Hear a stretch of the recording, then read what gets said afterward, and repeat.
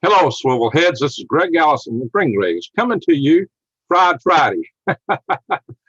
Yes, this is Green Greg's Fried Friday, Green Greg's and Ham. This is our Friday night session. If you've never listened to one of these videos before, what this is all about is it is a chance for us who are subscribers and friends of Green Greg's to come in here and have a chat session together. This is your chance to come in here and ask me questions. So this is open forum, open format chat session for you, your chance to talk and ask me questions. As you know, through the week, I put out a lot of videos about things that you need to be prepared for, things that you need to get ready for. And some of them are kind of frightening. The future's got a lot of challenges in it, but I also come out with hope, and we have some humor and we have fun. We cut up. So it's not all gloom and doom, for not by a long shot. I do believe that laughter is the best medicine. And but we have a lot of things we have to get ready for in this world. So that's why I do quite often my eyes wide open and head on a swivel series, and that's how my followers got to be named swivel heads. So we got a lot of swivel heads among us. Sorry I didn't get to put up a notice previous.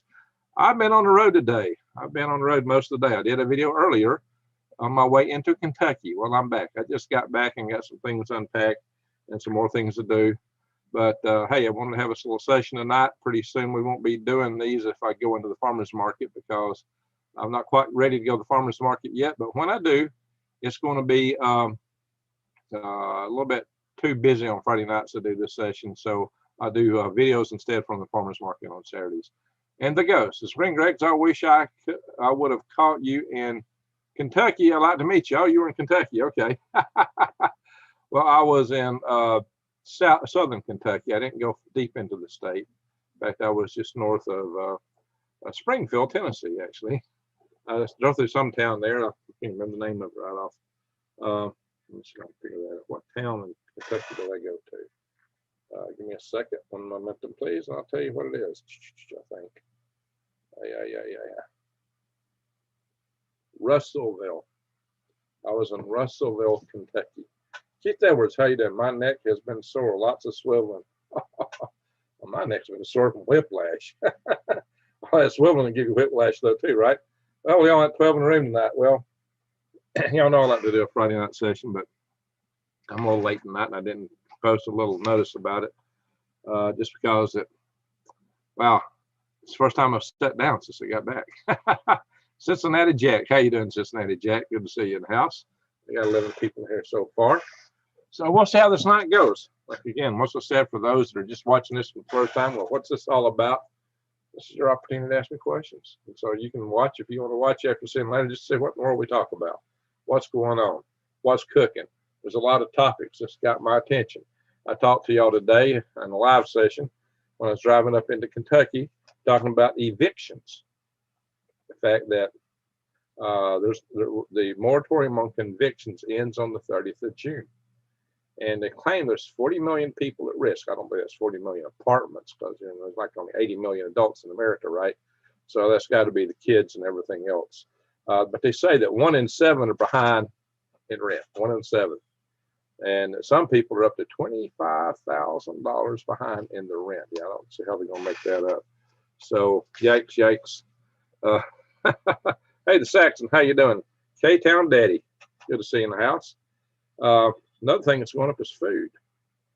Did you realize that food has gone up by 1/3, almost 1/3 in the past year? Hey, over a year ago, I started telling you guys that food prices were going to go up, and they're going up indeed. Indeed, they're going way up. Hey, that's why. Hey, Sweeps, how you doing? So, Sweeps, I have your partner is here. So, I've picked up. I've done. Wait, start. I'm gonna start. I've done a lot of videos for some time talking about food prices going up. So right now, time you can invest in long storage food, that's an investment right now. We're here again. That's right, Wise Al. We're here again. Yeah, you were in my last chat. I think Sweets, weren't you there too? Yeah. So I did a little chat as I was driving up into Kentucky today. And what a funny thing, guys! What y'all missed. I was still needing to use the. Because I didn't map this trip out in advance, I was still needing to use the GPS.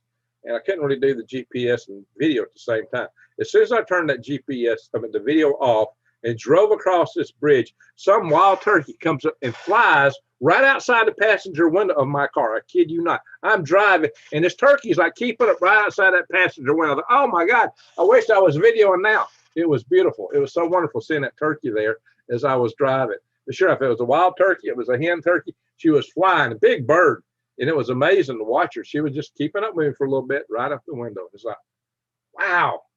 It was quite a sight. I wish I'd had that on video. That was an awesome thing. Y'all would have just went crazy if y'all had seen that. In the countryside, I was snaking back around to the main road. That countryside through that farming area was so beautiful, so pretty. So I'm kind of glad I took that little detour. That was made for a really beautiful drive. And sometimes that's what you need to relax. Sometimes you just got to get out and get away from it and take a good drive and through the countryside and nature. You know, or a nature bath. Go out and walk out in the woods. You know, sometimes that'll do your soul more good than anything in the world. Lumber is up 360% in 1 year. Guys, this is what I'm talking about. Lumber's going crazy. Steel is up 3 times as high. But iron ore is only maybe 10 or 12% higher. That's kind of weird. You know, the middleman's making all right. So that's what we're talking about, guys. Prices are just so. You know, buy supplies now, invest in them because they'll be a good investment down the road. You know, it's like these food buckets. I said, go to prepwithgreg.com. You can actually get a good deal, $200 off a 3-month supply of food that lasts 25 years. In 25 years, that's going to be a heck of a deal. Well, it's like making money, like putting money in the bank. Except money in the bank don't get you much interest rate, but real goods do. So it's saving your money in the bank is no good. Buy stuff that'll hold value. Because with inflation coming, the money's going to be worthless. It's going to be the goods that appreciate that's going to be worthwhile. There you go. It lied. What lied, Rain Clouds? Oh, let's see. It's Rain Cloud says, "Hi, I beat you in saying hi." Well, hi. I don't usually say halo instead of hi. What lied? Let's see. Standing foot. Hi, friends. Sweeps. Used cars are going up. I can't hardly find them. That's the crazy thing. I'm looking for a replacement for my van. And you know, used to just be tons of them all around here. You can't hardly see them now. There are very few. Yo, Pyramid, how you doing? Pyramid 7's in the house. Eagle Eyes says $85 supply. Wow, 85. Oh my God. I bought a few more sheets when I was doing my worm beds. So I got to do that video. I got to put it together and release it on the plywood bed, worm beds. Last year I was paying $32 a sheet for it. I paid 56 for a 3/4 inch piece of untreated pine plywood. But it may be higher. But somebody said that lumber's going back down a little bit. I don't know. But still, it's high. We need to come up with a substitute for lumber, says Sweeps. Lumber is so versatile. It's hard to come up with a good substitute for lumber. And it grows. It's natural, you know. Cut your own. You got to grow. Fortunately, my 40 acres in Arizona's got mostly juniper bushes. Not a lot of lumber you're going to get out of that. Halo, says Pyramid. That's right. And Ace says, halo. There we go. Did everybody see my video on Galactic Gregs I did with Bill Brown last night? I did a video with Bill Brown yesterday. Bill Brown and I started the Halo program for launching rockets out of altitude balloons. We were joined by Tim Pickens early on, who convinced us to develop our own hybrid rockets to launch from those balloons. So we got off on quite an adventure developing hybrid rockets and launching altitude balloons, and we did it for years. And we had some crazy adventures. And so we talked about that on Galactic Gregs. If you've not seen it, we'll go there now. I'll take y'all there in a little bit. So, late night breakfast, eggs, ham, bacon, grits. Just walk outside. Think of all your loved ones, the family of your heart, and look up at the stars. Kindest regards and blessings to everyone, says. Let's make sure I get your name right. Skareda Dina. I'm sorry if I get that wrong. Skadra. Am I saying that right now? Skadra Dina. Skadra. All right, Debbie 777. All right, Debbie, how you doing? K-Town says, I paid $57 at Home Depot for 3/4 last week. Yeah, I believe that. That's about that's in the same price range. Wise Al. Read an article today that said that no end in sight to lumber prices. we know a person who owns a small lumber mill, a little discount. Well, I still got some pine trees out here. I had a guy used to come cut my lumber for me, and he has a portable sawmill. And hey, if you're watching, call me. Yeah, his name was Sandusky. Sandusky was his name. I believe he lived either up in East Tennessee or maybe up in Kentucky. But he had a brother that lived down here, and he would come down here and go back and forth, and he would advertise through Craigslist and cut lumber here up, saw it up. Well, I got a little video of those days, my tracker. What I don't have, I wish I had a YouTube channel back then. It would have been so much fun because I was pretty much like that swamp logger guy. These logs would all be stuck in a big pile, and they get stuck in the ground. And if you hook the tractor up there, they wouldn't pull loose. The only way you could get them loose would be get that tractor running full blast and jerk them out. Half the time it worked, and half the time you had it like a wreck. I mean, you came to a sudden stop. Everything was flying forward. You fly into the steering wheel. So every time I do it, I'd rev that tractor up. And I'd say, here we go. Off we'd take, run, and we'd hit into that chain. Wham! And either that log pulled loose or it didn't. So that was an adventure. So, yeah, that was kind of interesting. Too bad I wasn't doing a video channel. Doesn't cinnamon go on grits? Well, I haven't put it on grits, but I guess you could do that. So we call grits Georgia ice cream. And what goes best? Salt and butter and salt. Eagle Eye's got it. Butter and salt and pepper. There you go. Butter and cinnamon. Weirdo Eagle says, who said that? Rain clouds. It's not weirdo. Hey, butter and salt's good on grits. Yeah, if you're eating the stuff like oatmeal or the stuff you get packaged out of, the little instant grits. I don't know, maybe. Sorry, better way. Sky Tradena.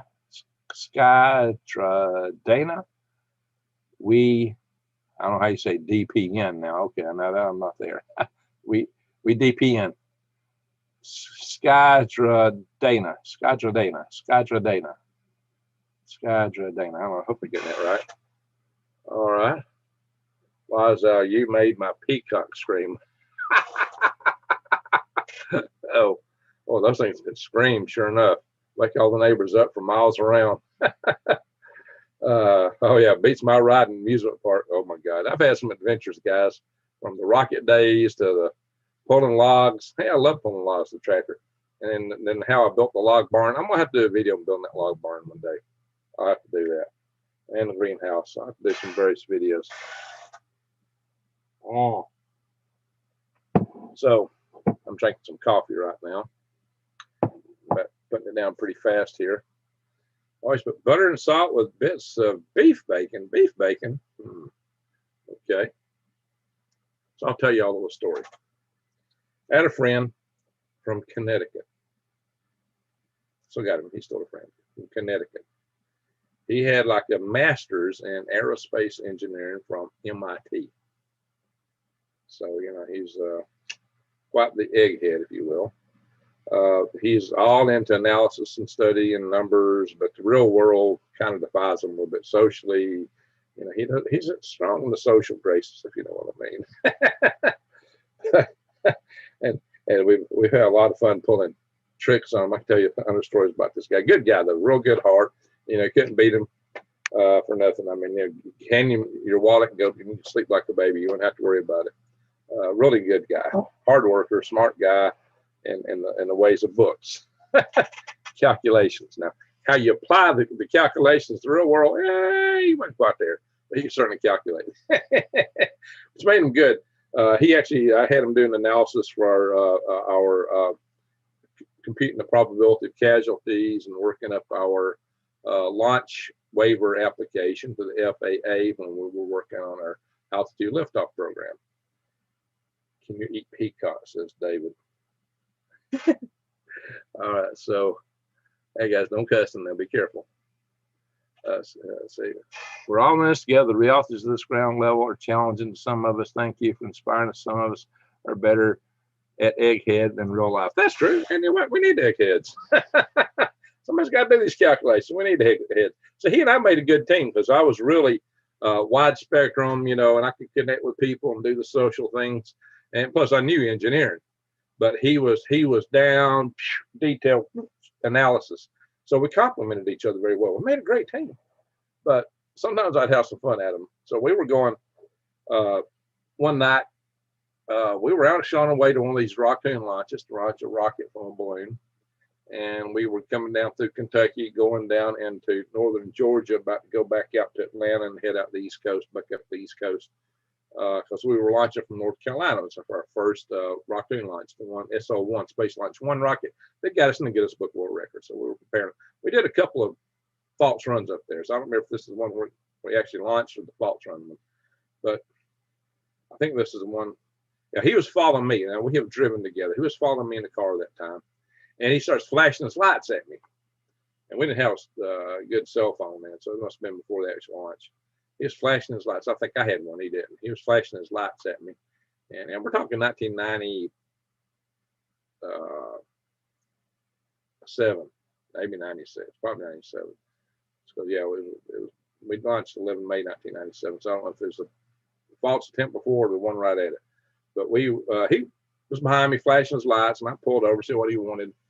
And he wanted some ice cream. Greg, I'm dying. I want some ice cream. And so there's this Huddle House up the road, or a Waffle House or something. We're in North Georgia. We pull over, we go in there, and we sit down at the table. And, you know, we're used to, you know, restaurants like that have an apple pie a la mode, which my friend Tim Pickens calls apple pie a la commode. So Ronnie is his name. See, and then Ronnie says, the waitress comes around, and Ronnie says, ma'am, I want some ice cream. She says, we don't have any ice cream. And Ronnie says, you don't have any ice cream? Not just a little bit. She says, no, we don't carry ice cream here. So what about ice cream apple pie a la mode? You have ice cream for that? No, we don't have any ice cream. And he asked her 6 different ways, and another half a dozen, you know, do you have this kind of ice cream? Do you have, you know, he just tried every way in the world to get her to come up and say they have ice cream. And she says, no, we don't have any ice cream at all. And he was just totally broken-hearted, down falling. Oh, and that's what he wanted so bad. And I think he ordered a sundae or something. Then the lady looks at me and says, what would you like to order? I said, you got Georgia ice cream, don't you? She's a little black girl. She just smiled real big. She says, yes. Well, before she said yes, Ronnie looked at me and said, Greg, she just said they don't have any ice cream. I said, you got Georgia ice cream, don't you? She says, yes.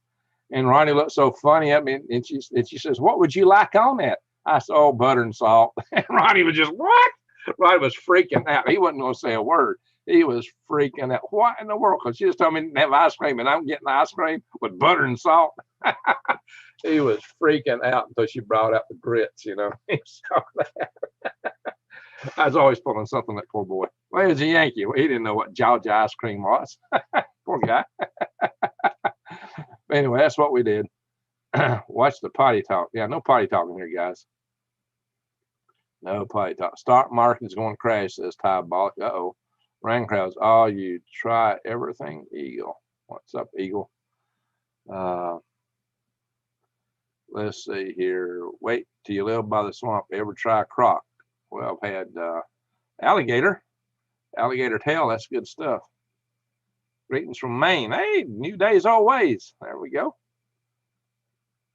No, but alligator, yes, says Eagle Eyes. You got now. New days always was telling me they had alligators in New Jersey.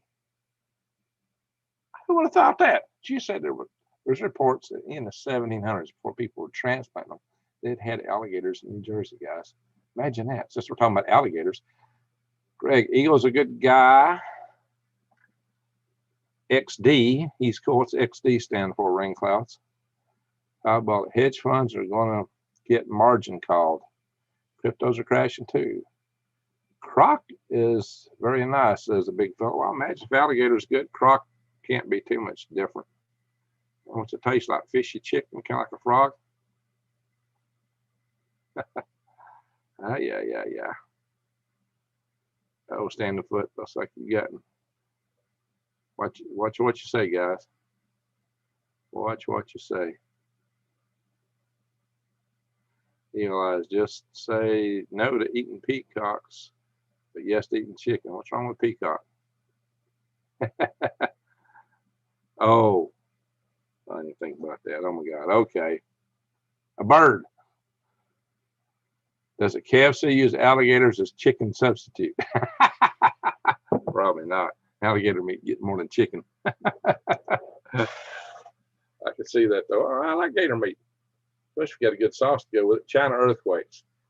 I don't know. You know, I've been kind of out of the loop today, guys, and I need to call Lee Wilbarger. He called me, wanting me to call him back, but I'm just too late getting back to call him tonight. He's wanting to set me up with his networks, so I'm definitely gonna have to get in contact with Lee.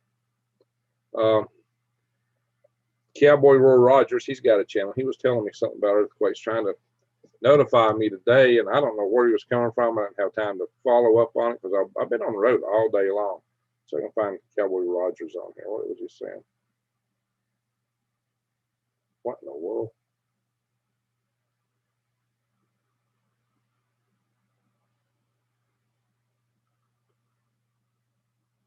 So let me see if I can have somebody. Ty Bollock. One of you guys Ty Bollock? We have Ty Bollock in the house. Bollock? I'm not sure I'm saying that right. Or does Cowboy Rogers text me? And he texted me maybe if the phone text. Hang on, guys. I'm gonna look for it. There's something about earthquakes today. Let's see if I can find it. Yeah.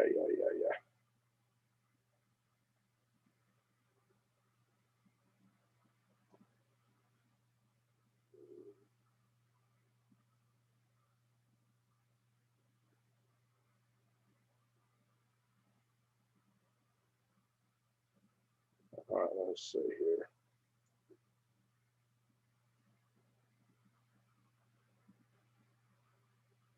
Hunting the message, guys. I've got tons of other people messaging me today. Oh, there it is. He says, Greg, someone on Lee's channel last video. No, that ain't the one I'm looking for.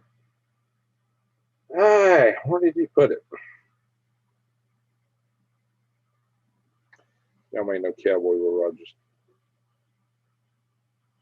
Yeah, we had a lot of cyber attacks going on right now, guys. Lots of cyber attacks, crazy cyber attacks going on right now. I don't know where this is. He sent me a message, something about earthquakes. He wanted me to announce to people the risk of earthquakes. Yeah. I don't know what it is. There's some risk, earthquake risk, and they thought we were going to get a bunch of them for something. I don't know. Yeah, that's kind of things I like to verify. So I don't know where that came from. I'm not seeing the message now, and I don't want to spend any more time looking for it. I'm taking time from you guys. So Jefferson, howdy, Green Gregs. Hello. Oh, Ty. Oh, there you are, Ty. You sent me a text message. Okay. I saw that when I was looking for cowboys. Two big ones in China, apparently. How big were they? You know, I think China is getting bad karma. You know, the floods last year. I understand they're getting some floods this year, earthquakes. Maybe bad karma is on them. K-Town, Yellowstone geysers all steadily steaming. Major earthquakes in China, and who would think Alabama passes weed bill? What's odds? What weed bill? Probably for medical, right? It's probably just medical. 7.4. Okay, well, thanks for that. Art of G attacks. Arkansas woodcutter. It's denial of services kind of attacks is what's going on right now. But there are lots of them. Two quakes. Yeah, one might have been an aftershock. But then, you know, when we had our big earthquake here in the New Madrid, you know, those things just kept going. There were days of that. It was awful. So, I don't know. Let's see here.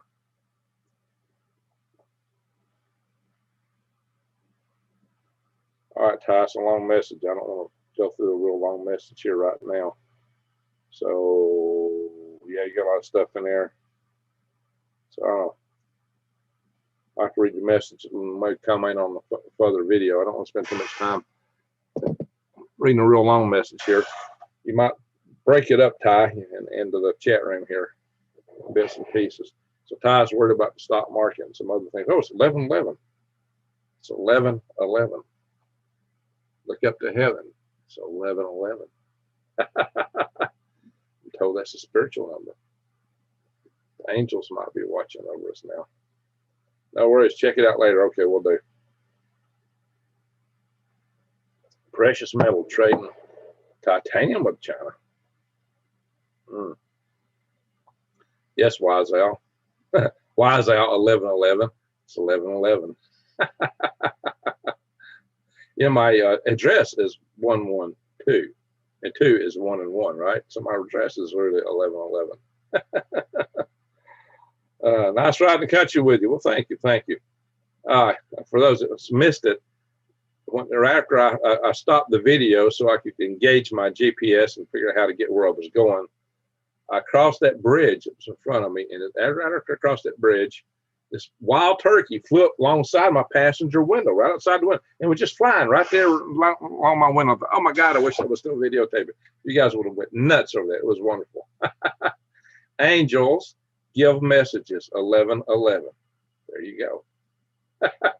So, all right, North Shore. So, yeah, it's 11:13 here now. So, yeah, I can see you, but had a 12:12. All right. I believe it's a spiritual number, says Eagle Eyes. It's something I keep seeing them all the time. And I've had 11. I'll see it before anybody ever started talking about it. I am 2 hours behind you here. That's right. Sweet. She'll get there in a couple hours. A couple of hours.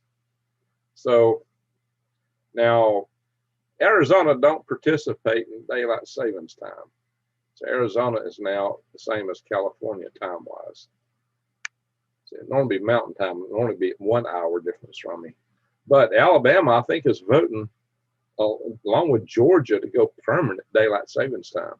Some states don't recognize daylight sometimes, and some of us want to keep it year-round. Isn't that funny? LOL begging to be 8. What is that one? Rain clouds. Let's see. Sorry, 7 for snowy conditions in the region, says. I'm not going to pronounce that. Hedge funds are over leveraged. They're short positions when the pandemic hits. Think 2008, but the stocks, instead of mortgages, hedge funds liquidated over 200 billion in crypto, and it was just one day. Wow, 200 billion in one day. What day was that? That's a lot of liquidation, guys. Over leveraged, short positions when the pandemic hit. Think 2008, but with stocks instead of mortgages. Oh, you're predicting a huge stock market crash. One spot surprised me at all. The stock market is way overinflated and has been for some time, especially when you consider the fundamentals of the companies and the economy. It's not that good, guys. Weather's all about magnetic field at this point, says Eagle Eye. Jason Thornburg, holy gematria effect. You can Greta Jacob. oh, you're Thornburg. Okay, not Thornburg. Get that right. No, you're Thornburg. Okay. North Shore music is pretty much all numbers. Hey, everything that comes to the computer is just ones and zeros, right? It's all numbers. Hey, Greg, your thoughts on the future with Elon Starlink? He's going to have a heck of an internet. I hear it's pretty good already. I might put in for one when I go out to Arizona, because I got to work from that location. So I can use my hotspot, but I'm not sure how good it's going to be. Anyone needs something cheaper than retail gougers? Oh, direct. Okay, direct. I'm trying not to say every word on here. Some of them are verboten. If you know what verboten means off Deutsch. Yeah. It's forbidden. Verboten, forbidden. Jacob, I know what is going on in the stock market. Always falls in the fall. Well, we're not in the fall yet, but who knows? Big fella says, Greg, do you believe in gematria, the Jesuit religion? No, I'm not big into that. A lot of people on this channel are, though. But the 11:11, I think it means something else. not, you know, I don't know what that comes from, to be honest about it. So Jacob says, someone snagged my laptop. I filed treason motions in Rush County Court, Indiana against, oh, interesting. North Shore, choppers in the sky here all night. Wow. Choppers in the sky. Where are you at, North Shore? Ghost Riders in the sky. Like choppers in the sky. K Daddy says all those people losing houses that couldn't pay, or renters that didn't get paid and left owners holding the bag. Now, a lot of those owners are going to be going bankrupt. Yeah. Well, there you go. There's a huge fundamental right there of an economic collapse, guys. Huge bad fundamentals in the real estate market, royalty market. The owners of apartments, man, they've been getting the shorts. I mean, they're already like, they're already way short in revenue. We're talking 63 billion dollars, $63 billion short.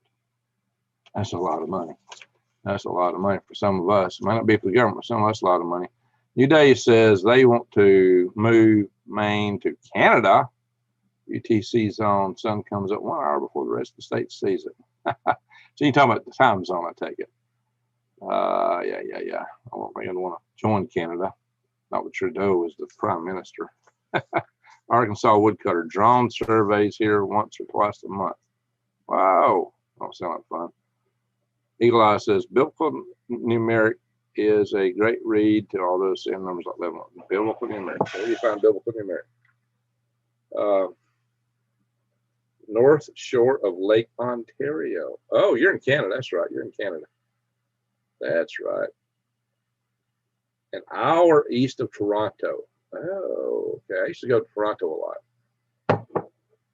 So you're getting over close to Quebec almost, aren't you? How long does it take to get to Quebec from where you're at, North Shore? RT Music says Nova Scotia here. New Days. Okay, Nova Scotia. Nova Scotia.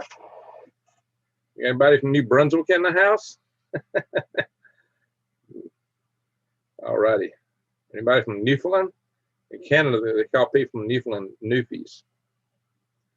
That's what I found out back in the days when I used to go to Ontario and Toronto a lot. Newfies. RT Production says, okay. We got a lot of people in Canada, Northeast, and so forth with us. That's cool. Really cool. Actually, it's hot down here. I wish it was cooler right now. What's the temperature up there, guys?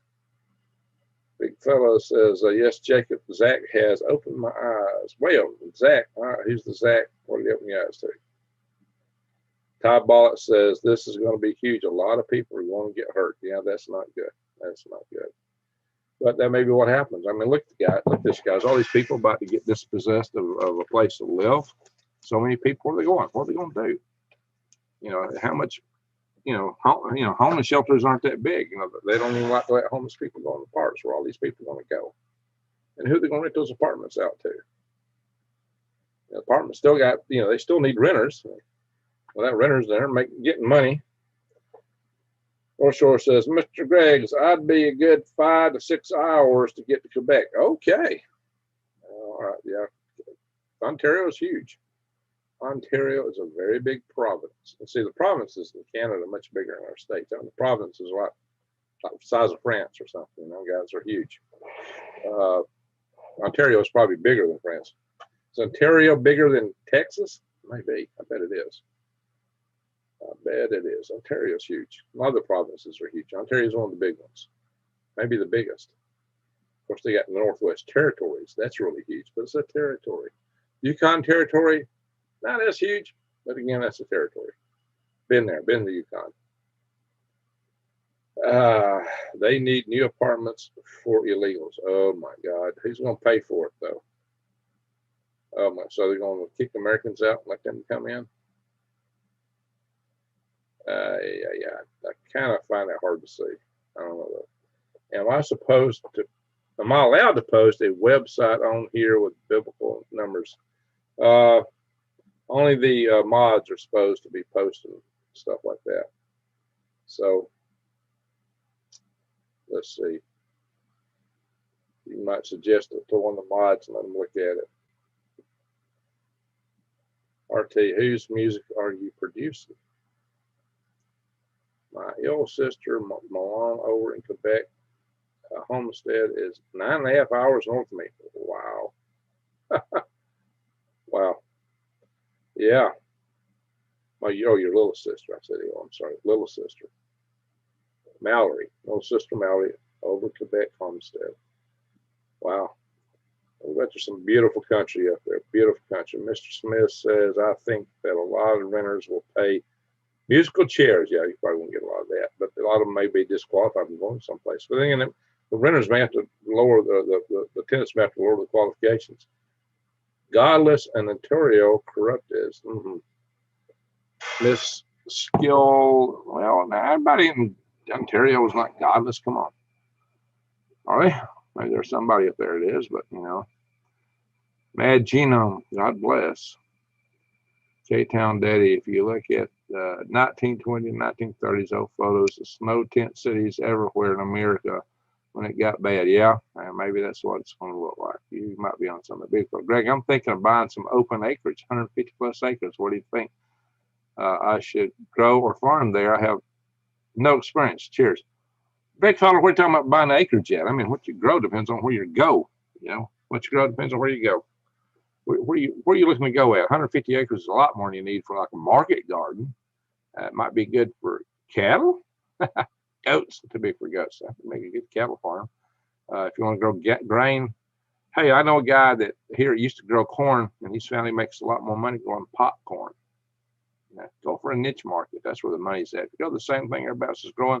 You know, in years where the market's, you know, where the climate's bad, you don't make anything. But in years where the climate's great, everybody does a bumper crop, and the prices fall. It's like you can't win if you grow the same thing everybody else does. It takes me 5 or 6 hours to be in Quebec, says 3 days always. Now, she is really close to New Brunswick. How long does it take you to get to New Brunswick? So New Brunswick is just east of a lot of Maine. Martin Shepard, agroforestry. Well, that's a good idea. 150 acres. That's a big plot of land. You could grow Christmas trees.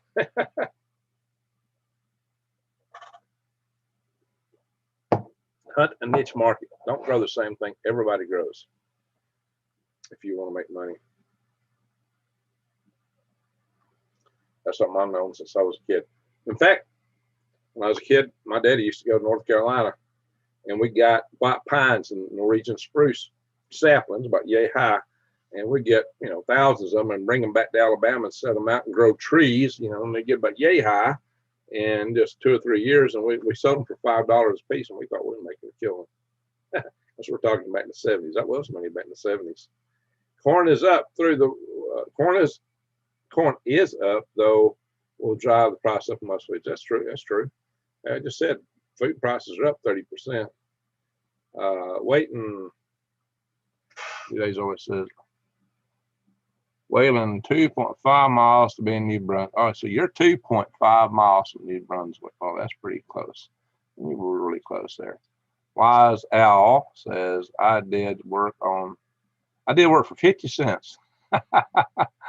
He 50 cents. He used siren production on his card. You work for the rapper 50 cents. Okay. Arkansas Woodcutter says Jason Avers garden design and food calorie calculation. Yeah, he does a good job figuring out how much acreage you have for growing your food. But 150 acres is a lot more than you need for your own food. That's a commercial farm. It's more than a homestead. You can have a homestead, or several homesteads. You do a tribal community there, purpose-driven community, whatever you want to call it, survival community, tribe, pick your name. What do you call them? New days always? Well, purpose, intent. What was your word for that? Hey, our friends on the border, in their backyard, border marker says Canada. It says keep out, don't it? All grain is up. We have 200 acres in Indiana. So yeah, that's true. You'll make money growing grain right now. That is true. It's going up because China's been buying it like crazy for a part. But and then we're just having inflation. Inflation is about, we may be in the risk of hitting going Weimar Republic almost. It won't maybe go that far, but the inflationary pit, we're already having it. We got inflation. It's going crazy. And it might be just a start. Some people say even the Weimar Republic and other places really had that massive double-digit higher inflation. It started out slow and then just really picked up like catching on fire. So maybe where we're going, guys, our money may become like worthless, like overnight, like snap of a finger. You got to be ready for that. What happens to you when you got tons of money sitting in the bank and suddenly worthless? Invested in something that produces value. Now, the upside, it might be that your big debt might become worthless too. Unless they put a huge interest rate on it, then they'll make it back from you. South of Indianapolis, Wazoo. Yeah, I spent a whole day in federal court in Indianapolis once over, some of us started a company, and it was called Leonard Trex. We were competing for the Leonard Griggle X Prize. We had a potential sponsor that was going to give us a bunch of money from Steel America, actually, that's Steel Chainsaws. They were going to sponsor our venture, and one of the ladies in the group got greedy. She tried to pull a mutiny. I guess the guy started the organization. She wanted to split in the group, and it wound up in a lawsuit in Indianapolis, in the federal court in Indianapolis. She was in Arizona, actually. And we come to find out later that she had got in trouble and had been lost a legal case in Arizona, the company she was at before, and they fined her, is it $150,000 or $500,000, some huge fine on her. So she was desperate for money, and she thought she smelled money, and she thought she had what destroyed our group. We had a good group, a good team. We went to Moscow. We were talking to them about potential lease of their use of their Leonard Globe Leonard Lander systems, and but they were in contract to do first for India, which that didn't pan out. So we might have still have done that, but we could have done something indigenous too, possibly. But that kind of blew up over that. You know, sometimes you get money in the pot and people get greedy, especially if they're in trouble. Jason Thornburg, hey, you can look it up.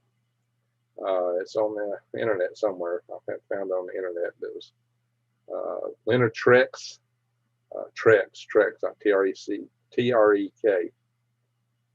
And so, yeah, I don't know what to say her name. She's very suit happy. Big fellas, I'm really interested in getting some beehives. There you go. Well, I got a beekeeper keeping a bunch of hives back here. We'll have to walk by him again soon. He's got a lot more back there. And only 44 likes. Oh, guys, come on, give me some thumbs up, guys. 76 in the room. Now, come on, guys, give me some thumbs up. It really helps with algorithms. So RT Music Production, cool big fella. Jeff Perkins, thumbs up. Well, thank you, thank you. Eli, I thumbed too, Rain, but they did not pick me up. So I was going to show y'all something. What was it? I was going to take y'all somewhere. Oh. In case y'all didn't know this, hang on, guys. I am going to pull up my other channel. Hang on. Yeah. I need more coffee. That's right. Some, Friday Night Fried, guys. Friday Night Fried. Hang on.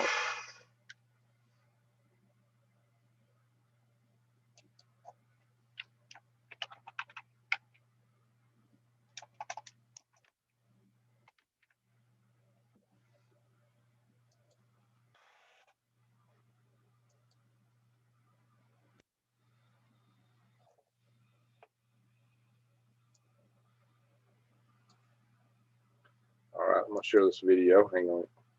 One momentum, please. Hey, hello. Give me a second. Hit the right screen. Wait, what am I doing here? Getting lost. For those of you that don't know, I have this channel, Galactic Gregs. That spacey looking Wookiee there. Galactic Gregs. This is my space channel. So Here I was interviewing Bob Zewin. And here I'm interviewing Bill Brown. Bill Brown and I started the Halo program. So in this video.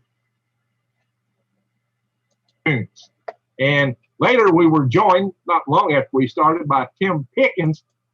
Let's see. I'm going to be doing a video with Tim Pickens, I think Wednesday at 6 p.m. live. And we're going to talk about, we are going to talk about the inside story on Virgin Galactic. That's why we think it's not so fantastic. Y'all want to see that one. That's going to be a good video. Hang on, watch this, guys. Solid fuel and nitrous oxide oxidized. We're going to pay the road space and laugh all the way. My guys hated it. I said it and I said it. And yeah, watch this. Our first hybrid rockets. And what was your slogan for using this fuel grain? Our first fuel grain was asphalt. Yes, we used nitrous oxide as the oxidizer. Asphalt is the solid fuel. A hybrid rocket has a solid fuel grain and a liquid oxidizer. You could do it in reverse, but that takes more doing. And what we found was that the asphalt had excellent regression rates. We later, actually in our Heart hybrid rocket, I got the motor chamber for it on my back porch right now of our test article for that. I'll probably pull it out when we do the interview with Tim next week.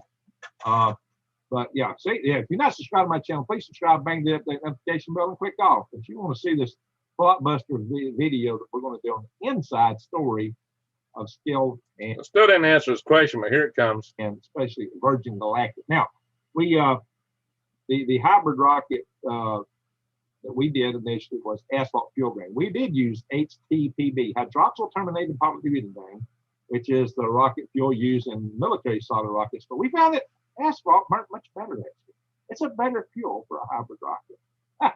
Yeah. And what was your slogan? My slogan was, and the guys in the group just hated this slogan. They hated it. I love it. Hated it. I always said, we're going to pay the road to space and laugh all the way. Solid fuel and nitrous oxide oxidized. We're going to pay the road to space and laugh all the way. My guys hated it. I said it and I said it, and they said, "Oh, don't say that no more." And they thought it was so corny. And one day they heard Burt Rutan say it, and Tim like fell out of his chair. Burt Rutan thought he came up with it, like he thought he came up with our invention, which he got from our guys. Okay, so what we're going to do now is we're going to play a couple of videos, guys. I'm going to do some. Yeah, watch this. We're doing the videos of the Heart Cat's Prize rocket. We go back to the chat room and see if y'all want to see that, because I may have played enough of this. Maybe y'all don't want to see this anymore. So I'll come back to our chat room and see what y'all really want to see. Do y'all want to see this? Do y'all want me to play the Galactic Greg's channel? Well, thank you, North Shore. That's a good video. It lasts a couple of hours. Y'all want to see the video on the rockets? You want me to play that now? The rockoon launch. A few days. That was a great video to listen. I was riding up the road, Jersey to Connecticut. Kept me entertained and amazed. The stories you guys shared. Yeah, we tell some more stories in that video. Definitely would tell some more stories. Running for our lives from rockets and bears and dropping these balloon payloads in the Ocoee River area, you know, the kind of areas where they filmed Deliverance. Hey, Inventor Lee Wilbarger, how you doing? Hey, I got home too late tonight to call you. I just got home a little bit ago. It was like after 10, the time I got settled in what we were doing. So what's a good time to call you tomorrow? I'm going to be pretty busy during the day. Lee, what's a good time to call? Get these channels set up. Lee is going to get us set up in his networks. Lee's got some great networks, guys. Oppenheimer Ranch live talking about snow west crazies. Wow. Yeah, see, I wouldn't be surprised if we didn't get some snows out there. Anybody want to see the rocket video now? What do y'all want to see? Lee's in the house. Lee Wilbarger is in the house. So Lee has got some good videos he's been doing about our hacks. We're getting hacked like crazy. All kind of hack attacks going on. So check his channel out. Go to Inventor Lee Wilbarger's channel, KLW World News. He's got some really good programs there. Anytime, Mark, that's good. Try to call you back. Yeah, I was driving when you called me earlier. Don't want to have an in-depth phone conversation when we're driving. So you guys want to see I'm saying a sure, I guess that means you want to see the rocket video. We'll go back to that. Looks like I'm getting an infinite nest loop here. Welcome to the Grand Solar Minimum. Yeah, snow in the Rockies. I have actually seen it snow in Colorado. Well, where do we go? We're going somewhere. What happened there? Someone's trying to do. I've seen it snow, and are we still here? That's that one. Oh gosh, did I lose our link here? What's going on? Stop the share. Where is our program tonight? There it is. Something. Oh, I saw what happened. We got scroll. I just hit the scroll bar on. All right. We're going to go here and watch this rocket video here, guys, from Galactic Greg's. Share here. Let me do a share screen. And these are actually videos of our Heart Cat's Prize rocket launch from the deck of the Mr. Offshore in the Gulf of Mexico, 200 miles out at sea. And I don't know, Bill Brown is holding the camera. Down here, you'll see quite a few members of our crew. Greg's channel, and you see it live. Teacher, Guys, you really got it to hear the story of where I was at when this was going on. If you want to hear that, you need to watch this video. I was stranded 200 miles out to sea with no provisions, it's all except for a pack of peanuts and salty peanuts and a what do you call it? A Mountain Dew. I was all day stranded at sea, away from this boat, which I got all the crew ready to do this launch, and then I had to go out to try to establish comms. We had an incident. So watch the other video to find out about how we got stranded in a little bitty boat with no engines, way off from everybody else. Raven, now Airstar Industries. And we had the exhaust pipes of this boat manifold over so that the hot fuel particles wouldn't bust the balloon as we were inflating it. We're afraid to put this holes is the in launch of the rocket from the deck of the boat, and then we'll show the rocket launch in another video.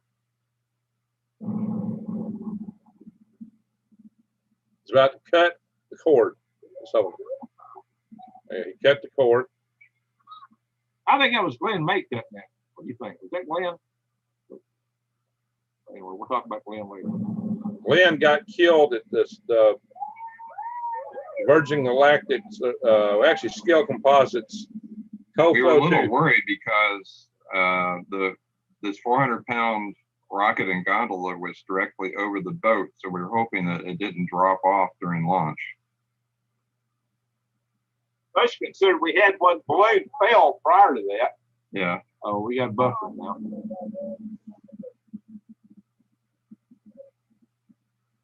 Let's see, it's directly overhead. Yeah. That's about 400 pounds worth of gondola and rocket. Yeah, it'd be like a bomb A fall. very large balloon. Okay. Well, we'll play this one. This is the next one. Now this was actual live video sent down from the launch, the gondola camera. Yeah, And it was giving the altitude and the speed and direction and the latitude, longitude position. And we sent it several uplink commands before it finally ignited. We had to send an ARM sequence by touch tones on a VHF channel, and then finally the fire command was issued. Well, there's a reason for that. We had competitors, and we were afraid somebody would launch this thing prematurely to keep us from winning the prize. There was, I believe the prize was $100,000 or maybe $250,000. We actually spent $150,000 on developing this system, and we had an investor supporting it. So a lot of that money came to our investor, as opposed to our Halo program, which all the money came from volunteer donations and out of our own pockets. The Halo SO1 rocket was about $22,000 in 1990. We started in 94 and we developed it through 97. We did that launch. So Halo SO2 was in 98. This happened in the year 2000. So, and we had to get a special license from the FCC, that WB2X. X is an experimental FCC license. It was a UHF frequency that we're sending down live video. We had video in the rocket and a camera, and as well as the launch platform looking up at the balloon and the rocket. And it's probably about 20 miles downrange and 20 miles, about 15 miles above the Earth at this point. You can actually see the blackness of space because you're into the stratosphere here. Yeah, and you're looking straight up. And there was also a video on the rocket, but I think the slew rate was too high. It was spinning like crazy, so it was not easy to watch. Yeah, same way with our Halo SO1 rocket video. Now, for those that don't know, this is a frame here. It's encased in plastic, what's known as a greenhouse, because we wanted to keep the nitrous oxide at 750 psi. That's the pressure we wanted it at, so it would overcome the 400 psi motor pressure and burn through the chamber. Now, it didn't quite work as we had hoped in this case. Yeah, it's a pressure-fed rocket system. That's why we wanted to do that, which means the tank pressure had to exceed the motor pressure. Well, we did launch the rocket, or at least the oxidizer tank. Well, so, there had been a lot of issues in this, but let's just play this video, let everybody see. And now this was a video downlink card of a video overlay that put the data straight into the video that Bill Brown put into the system build, and also we had Gene Young involved in a lot of our avionics development, Clay Sawyer, quite a few other people. We even come up the way to defeat the COCOM limits so we could track the altitude in this. So we had a lot of avionics involved in this. We didn't have cell phones back in the day, and our avionics is more complex than that anyway. So we developed our own boards, guys. We thought we were doing a rocket project. When we got into it, we discovered to get the prize verifications that we wanted, we actually had an avionics project. It wasn't a rocket project at all. There was a lot to make it successful. We had to accomplish a lot of hurdles because the GPS, commercial off-the-shelf GPS, had an altitude limit and a speed limit. So if you went beyond a certain... Yeah, that's what I was referring to when I said COCOM limits. And I forgot that most people wouldn't know what I was talking about. So Bill explained it. Speed, it would not report. So we developed a time domain of arrival signal to measure, triangulate the position. I probably don't want to hear all that. Let's get to the rocket launch. Well, the rocket launch is coming up pretty soon. I'm going to skip a little bit ahead. All right. About to happen. Be quick. About to happen. There he goes. There's the rocket there right there. Rocket right there. Now stop. That's the oxidizer tank. Actually, then I played it before. I just played it fast. All right, let's see it. So we developed a time domain of arrival signal to measure, triangulate the position during the flight. Yeah, here we go. Let's show the video.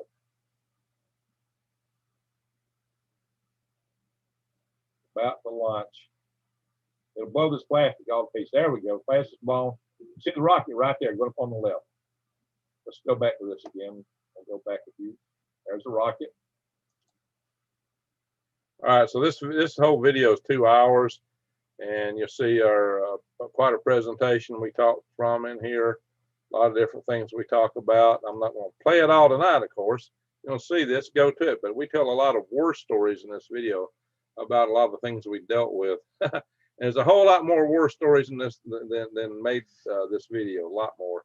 So we had a lot of adventures over a span of a few years. I'm sure we can make a book out of it, a really good book, kind of like Rocket Boys or October Skies, that was also a big hit. All right, so there's that. Let me go back to the chat room and see what people are thinking here. So people are talking about. See what kind of comments I'm missing. Lance Olson, howdy there, Greg. Well, howdy. We got I'm Mr. Frequency Rocket Man, says Arnold. Let me scroll back up. North Shore shared Inventor Lee Wilbarger's YouTube com. Okay. What else we got here? Keith saying Greg and Lee. All right. Hope Lee's still in the room. Let's see what's going here. Paul. Whoa, a chat room infinity. I don't know about infinity. We got 63 in here right now. Let's see.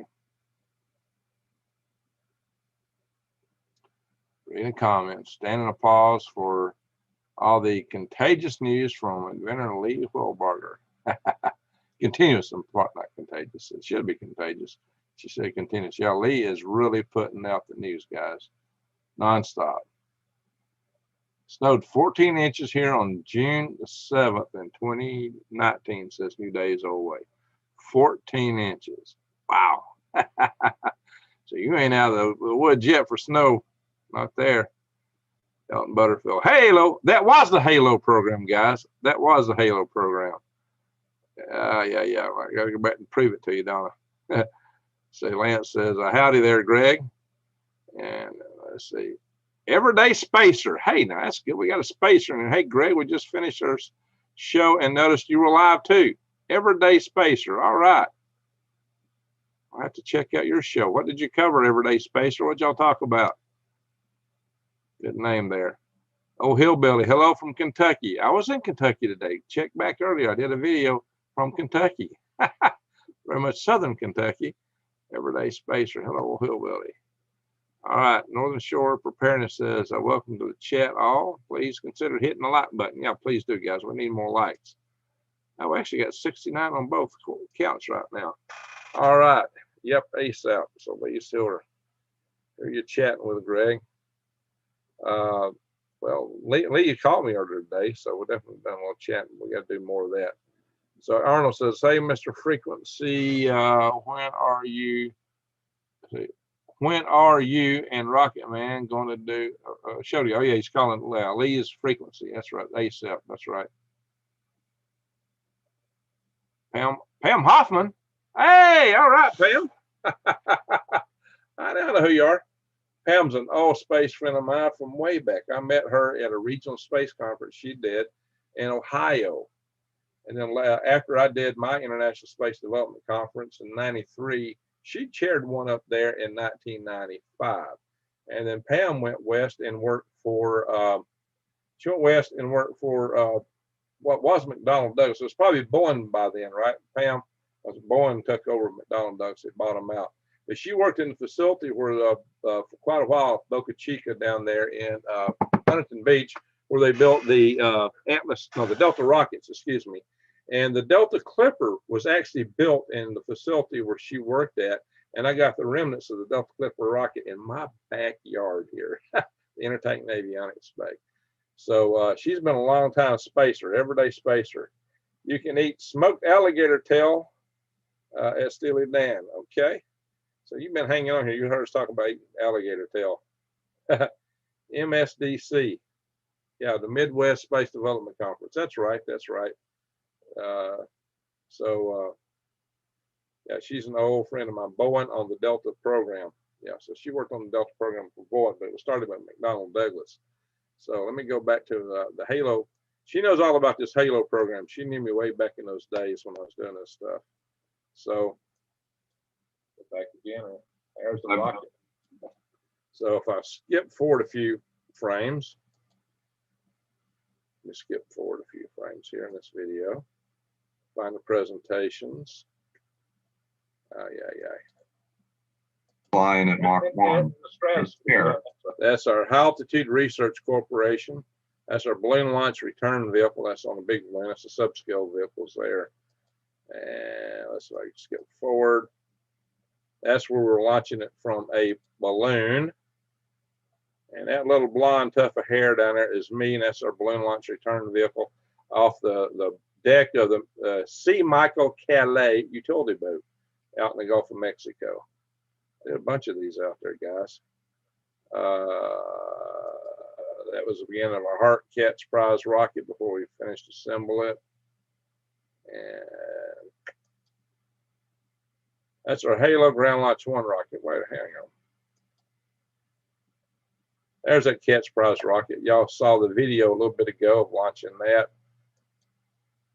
Here's our Halo Altitude Liftoff Program Space Launch 1 rocket that made the Guinness Book of World Records. Let me go back in here. So I find the pictures of.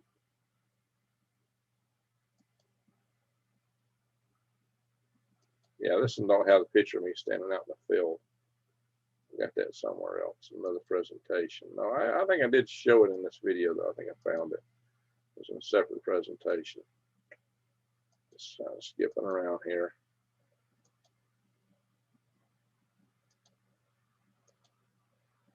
There's our space launch 1 rocket. There's our space launch 2 rocket on the deck of the Pearl River barge. It's avionics for it. Well, we had a lot more avionics than that Catch Prize rocket. That's the Catch Prize rocket avionics. We built all these boards ourselves, custom built. Let's see, I'm just going to skip around here. I need to check this video out because we tell a lot of war stories in here. I'm not going to play them here tonight, guys. If you want to see them, they're in this video. So I'm looking for a certain picture if I can find it. Yeah, I'm not going to find it real quick. It don't look like.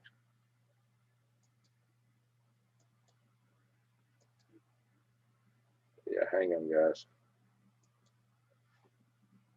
That's me right there, outstanding in my field. Got on the Halo logo on my shirt and on my rocket. And that was in the year 1996, I believe. That we launched it April 11th, 1996. Now, when you hear me say Halo, guys, that is why right there. H-A-L-O, high altitude liftoff, high altitude liftoff, Halo, Halo. And get a rocket from a balloon, it off we go. Yeah, that's got a carbon matte fins, got a carbon nozzle there that I probably turned on a lathe myself. That's actually 2 fire extinguisher tanks neck to neck together. Where they neck together is a parachute. And this was our avionics. We had asphalt fuel grain here, nitrous oxide in here to pave the road space. So I'm covered in soot as the rock. He's talking a war story there. And let's see.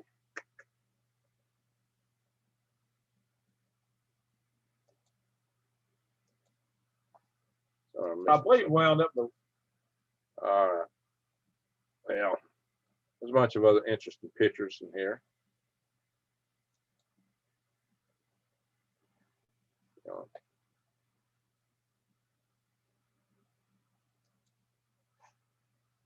That's me right there back in 1994.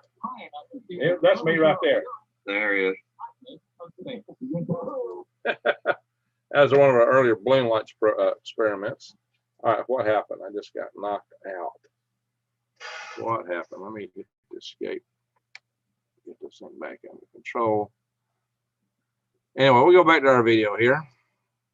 Now, wait a minute. There's that. Oh, I'm seeing this backwards. Anyway, check that out. Everyday Spacer. Your beard was shorter there, Greg. Yeah, you know, I used to keep it trimmed real tight. You know, I used to always like it angular back in those days. I wanted it angular. I knew what you meant. Said Everyday Spacer. Okay. April says that's really neat. New days always. Says I've been there since 2012. All right. And applause. You got applause from Scott. I don't know if we got how you say that name. All righty, guys. Just to give you a little idea of some of the crazy stuff I used to do. Stilly Dan, I'm eating smoked alligator tail. That's awesome. That's awesome. So that's on my Galactic Greg's channel, and I will be doing a video. Hey, Pam, spread it out. Next week about, I think at 6 p.m. on Wednesday, I'm planning to do a video with Tim Pickens, and we're going to tell the inside story of Virgin Galactic. The inside story of Virgin Galactic. So I am not too, I'm worried about Virgin Galactic, to be honest. I don't think I'd want to fly on their system, just between you, me, and a fence post. Anyway, so there we go. Check that. I'll be on like Galactic Greg's. I think I'm being hacked. Be careful. Uh-oh, standing foot. You think you're being hacked? You know, we had, last night, we had a whole bunch of trolls jumped on our channel. And they were blaspheming God and promoting some punk band out of either Portland or Seattle. So they might have been Antifa. I dared them to come visit me. I gave them my address and said, just come here. They wouldn't respond to it. Just kept posting the same junk over and over. So we got rid of them. We dispelled them by chanting Jesus over and over and praying for them. They couldn't handle that. We tried to stop them every other way. That worked, though. I was town clerk for 6 years while we got a committee together to deorganize our town. And that's a beautiful thing, deorganize the town. Took 3.5 years fighting with the Senate to get it approved. We're now part of the unorganized territories. Now that's progress. That's progress. Sagan communications were by lasers.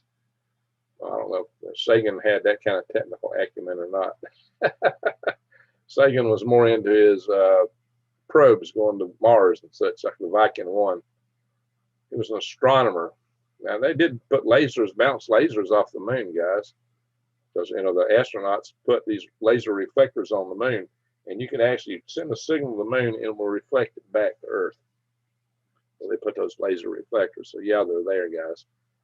So, new days, old ways, that's what we need. Okay, let me get out of this share here because this is beginning to look kind of funky as watching it getting infinitely nested down into here. Kind of fun sometimes. Hey, hello. How are y'all doing? Something my shovel's got a lean on it. Now, that was an award I got from doing the 1993 International Space Development Conference, which Pam was there. She's the only one on the channel tonight who actually went to the 93 International Space Development Conference. And this was actually given to me by my committee. It was a surprise gift from them. So I really liked that. I thought that was so nice of them. And for our efforts launching the Skylaunch 1 rocket and starting, you know, space entrepreneurial ventures, the companies like the High Altitude Research Corporation, all the stuff we were doing. In 1997, I got the 1997 Space Pioneer Award for Entrepreneur presented by the National Space Society. You will find this. It's only mentioned of me on Wikipedia. Beautiful award. Only mentioned to me on Wikipedia. Maybe I'll have a Wikipedia page one day. Right now, that's it. I got my work keyboard over. You can see I got all my bills hiding underneath. Once I got to pay, this is my reminder. Got to deal with those bills. All right, we get kind of clumsy here. All right, what else we got here? This is an award given to me by the Huntsville, Alabama L5 Society because I founded the group. I was the founding president, and this was, I think, during our 30th anniversary and appreciation for fostering 30 great years. Yeah, this was given to me in 2013 on the 30th anniversary of the Huntsville, Alabama L5 Society. As I started the HAL 5. At this point, I had moved on from being president. I actually went back and was president 1 more year later. So I spent like 23 years as president of HAL 5 out of this. And I was 30 years old then. So we started in 1983. We're about to have another anniversary in a couple of years. Annie's anniversary. All right, I keep knocking stuff up with my goodness. I'll break this brand new keyboard. Drop it again. So flimsy little keyboard too. That's why it keeps knocking over. It's just so flimsy and lightweight, like the one I had before. Yeah, I want to do that. I'll be in trouble if I knock that over and break it, right? It's hard to use my work computer. I have to use it as just a laptop. I won't be able to use the big monitors, which I need for all the documents I'm doing all at once and all the email. I got so many things I'm keeping up with work. All righty, let's go back and look at the chat room and see what everybody's saying. So, yeah. Everyday Spacer says nice. Watching from 5 minutes in the future again. Well, you know, there's like a 20-second delay between what I say and it coming up on here. So when I see those comments, it's lagging. Arkansas Woodcutter challenge: who can maintain the signal from the moon reflectors for the longest? Well, you can only do it when the moon's in sight. It's got to be pretty much lined up with you. It's got to be almost directly overhead because of the angles. Because if you're shining at a mirror at an angle, it's going to shine off at the other angle. It's got to be pretty much directly in line with you, so you won't be able to do it for a long period of time. Lee, what do you think? How long can you shine something off the moon? Of course, the moon revolves once every 28 days around Earth. The Earth is turned into 1,100 miles an hour around its axis, so you're not going to be able to have a direct line of sight for very long. Not very long. New days always. Greg, have you learned how to play the didgeridoo yet? Oh my God. She gave me the didgeridoo, guys. Didgeridoo came from her. Yow! No, I don't think I've learned to play it. I can make some fucking noise out of it. I learned to play it? Nah, I'm not quite there yet. I got to practice it. So I haven't really had a lot of opportunity to practice it. This is the didgeridoo. The didgeridoo.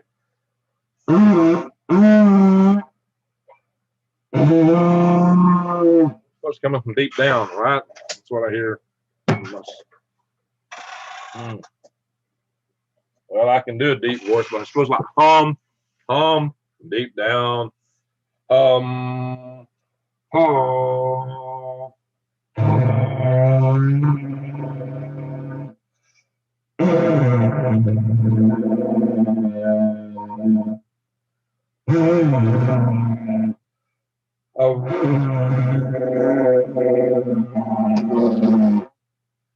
It's like a sick bull, right? Oh, I ain't there yet.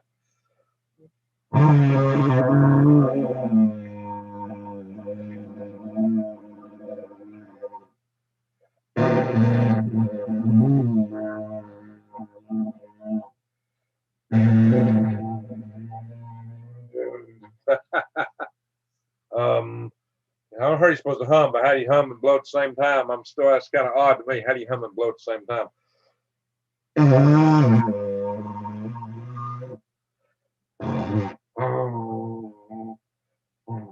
Nah, I ain't got it yet, guys. I got some work to do to get the didgeridooing.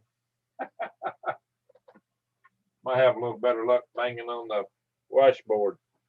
You know, Grandpa Jones liked to flail his banjo. He just flailed it to do his music, you know.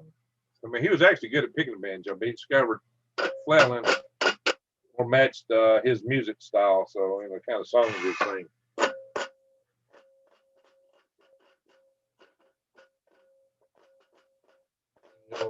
Jingle bells, Batman smells, Robin laid an egg. Oh no, let's see. I was doing it the other night.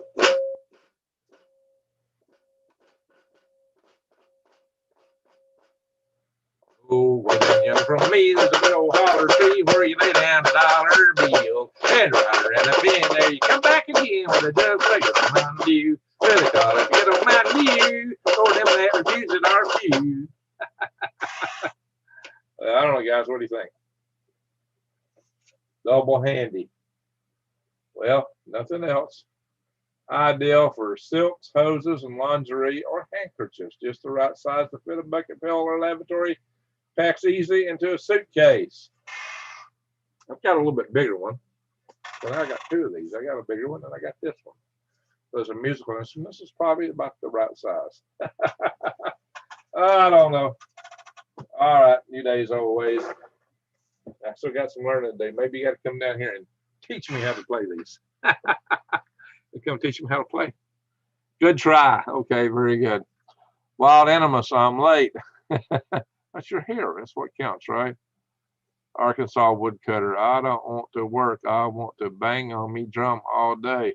Who done it? Yeah, whose music is that? I don't know who does that come. Playing spoons is also traditional. There you go. Well, they can play me.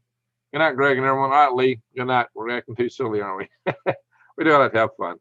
We like to have a little fun here. We can't be too serious all the time. Bluegrass Appalachian is a blessing of music. Hey, I love bluegrass. I definitely love bluegrass. So that's one of my favorites. So don't give up your day job. Not for this, I won't. Maybe for YouTube eventually, or worm farming or other things. Well, Lee, have a good night. And we'll try to catch up with you. I'm going to be real busy tomorrow with the garden. And I got some people. We're going to be working the Green Greg's farm tomorrow. We got to get it in shape. I've been behind. Why am I behind? Well, guys, it's because I've got too many things going on. Too many hours to fire. Working crazy hours on my day job. I had the wreck. And quite frankly, I would normally take 3 weeks of vacation in April. Sometimes starting in March to prepare the garden, and to plant and to work taxes. I'm not taking any vacation this year. Why? Because I'm saving it for Arizona. Because I got a whole nother farm to start up in Arizona. Long day. Got a long day today, Lee. I'm still going. So, Lee, get some rest. I hope I can catch up with you tomorrow. Maybe tomorrow night before I can catch up with you, because I'm going to be outdoors here working most of the day tomorrow. If I can keep up with it. Might get a bucket. Okay. Get a gut bucket. Hey, I'm going to blow a jug. So I got a juice heart. I don't have a kazoo anymore. So it's going to be a long day out here tomorrow. I don't know if I'm going to find time to do a video tomorrow or not. If I will, I might, but probably later. Everyday Spacer says, a wreck, what happened? Oh, well, I had somebody rear end me. I bought rabbits on the 18th of May from Blue Bottle Bunny Farm. And I got 8 rabbits, and I put them in the cages here. They needed water bottles. I didn't have enough water bottles for them. I had them, but they come on missing, like a hard hand. So I took a lunch break, and I was driving on my way to feed store to get water bottles, and some guy decides that he wants to stop in the middle of the road right in front of me. And it was going to make a right turn, but to make his right turn, he had to come to a complete stop. You know, somebody driving a really expensive sports car as usual. And of course, he didn't get hit because I had to stop to keep from hitting him. And I had a problem stopping. I had plenty of time to stop. The guy behind me, he might have been doing this. I don't know what he was doing. Maybe he was talking to the guy next to him. He didn't put on his brakes until just he got a few feet behind me, and it was just black marks. And I heard them tires. I heard them that squealing. And I looked up my rear view mirror. That's about the time the guy in front of me decided he would move real fast. And I didn't have time. Hit me in the rear end. It knocked my seat back. My seat broke. It knocked me back in the seat. I mean, the seat broke, and I went backwards. It pulled off my left shoe. It knocked everything in my pockets, in my trouser pockets, went flying out. That's how hard it hit me and how hard I went back. Now I'm rolling down. I went off the road, over a ditch, and I'm on the other bank, going between 2 telephone poles with a light pole coming right at me. And I was trying my best to get down to the brake pedals, and I couldn't reach it in time. I hit the light pole, and so I had 2 collisions: one behind me and a pole in front of me. It totaled my van. It messed me up. So I'm still limping around, guys. Pina colada, yeah, that's what I felt like. What do you call it? What's that toy that the Mexicans beat on to get the candy out of? What do they call that? That little, they make like a donkey, and all the kids hit it with a bat, and candies come out of it. That's kind of what I felt like. Sweet, you gone. Good night. So what do you call that thing? I'm lost for words right now. Not a pina colada, but it's what? Panetta. No, that's the guy who worked for Bill Clinton. Panetta. Pinata. That's it. Pinata. Felt like a pinata, all right, because I got 2 collisions for the price of one, but it totaled my car, unfortunately. So I'm driving my older clunker van, my cargo van, for the time being. And so it's that's what I actually went to Kentucky in, but it's got issues. Pinata, exactly, Chick. It's a pinata. So come on now, Ian. Let's be nice. Let's be nice. Don't pick on the people, for Pete's sake. No, they ain't no worse about that than anybody else in the world. Look, guys, there's good and nice people everywhere in the world. There's bad people everywhere in the world. Nobody, no group, no race has a monopoly on being good or bad. You know, it's good and bad to everything and everybody to some degree. There's good people from every background, race, religion, creed, color in every country, hamlet, city on earth. There are people who give you the shirt off their back. There's really smart people everywhere. And you get the other 2. Nobody's got a monopoly on it in either direction. So let's be nice, guys. Things seem to happen in 3s. So I already had 2. I don't need any more. Don't jinx me there, Arnold. Don't jinx me, okay? All right. So let's be nice, guys. Yo, Greg, dish me up some green Greg's and ham. I think I am green Greg's and ham. So that's the whole thing. Friday night, I usually get fried. I'm wiped out from all week, no sleep. So that's where the Fried Friday comes from. And of course, you know, I like to have a little fun. You know, I always like Dr. Zeus, which seems to be verboten today. But, you know, Dr. Zeus had his book, Green Eggs and Ham. So green eggs, green Gregs. Kind of goes together, right? Kind of goes together. There we go. Amen, says Raw. So 11:11 says New Day. Oh, it's 1:11. Yeah, we just had 11:11 earlier. It says 12:12 here right now. I'm at 12:12. 12:12 right now. There's a time delay between when I'm saying something, about 20 seconds time it gets on the channel. And before I see it back from you guys, we need a personal force field, says Everyday Spacer. Well, how you going to do that, Everyday Spacer? Force fields is, you know, kind of a work of science fiction. We never had a good one. I mean, you can come up with ways to stop things. Then you might have electrostatic field around you to keep radiation off there. There's been talks about that. Sweep says, but you know, in terms of keeping solid objects from coming through, no. You can get electrically charged particles away, though. You can accelerate them away. Sweeps. Greg, I may have to get a job and collect my $2,000 until we make the trip out to Arizona. We have to get a job and collect my $2,000. That two different things there, Sweeps. We'll talk. So for those that don't know, she is going to be one of the people on the farm there in Arizona. She's going to be sharecropping, as will the lady who's often in our chat rooms, Shannon 222. So they'll both be sharecropping aspects of the Arizona farm. That way, and I'm trying to get some people to do parts of this operation that way, with the objective that I can go back and forth more readily. Get both farms cooking, then hopefully one day when this job here is put out of business by this rocket here, I'll have something else to go to. Is that clear? Anyway, yeah. Anybody ever see the blueberries on Mars that has been picked up by the various rovers there? There's evidence of water on Mars. Thanks. The blueberries on Mars. Now, New Days always knows what I'm talking about. She's singing. She is saying these.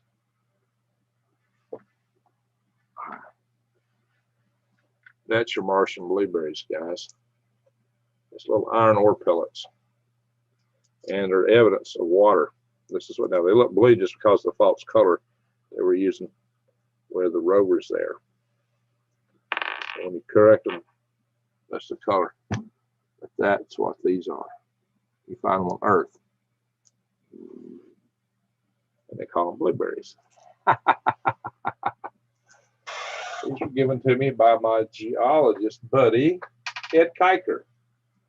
And I did a video with Ed Kiker asking if we're on the verge of having a snowball Earth, not just returning to glaciation phase. We are in a interglacial of a glass age known as the Quaternary Ice Age. Interglacials last about 10 to 12,000 years, maybe 14 at most, possibly. I don't think so, though. So about 12,000 years is about what the most they last. We're on the ragged edges of the end of the interglacial. But I've been noticing that global temperatures have actually been dropping steadily for 65 million years. And they've gotten down pretty low. You know, we're talking about, oh, we got a little warming. We got, a half of a degree centigrade, the whole world's about to come to an end. Excuse me, in terms of the drop in temperatures, that's just a little blip down here. And you look at the big drop, and we get so a little blip here, wow. And they're thinking it's the end of the world. We've been a whole lot hotter. So, hey, I've showed the data on it. So my question is, looking at where the plummet seems to be going, are we actually in danger of not just going back into a glaciation era, but maybe a much colder one? Are we in danger of snowball Earth? I did a video on that with Ed Kiker. Check it out. Hey, Granny Lana's in the house. How you doing, Granny? How is Granny tonight? How's Kaylee? Arnold says, I had bad luck day. Fell a tree, but it got stuck up in the canopy. Oh, yeah, no tree. That's what you call a widowmaker. Yanked it out and took off 90 degrees from the cut My neighbor isn't happy with me now. Uh-oh. They fall down in your neighbor's canopy. Yeah, you call them widowmakers when you cut down one tree and it hits another. Are those from Mars?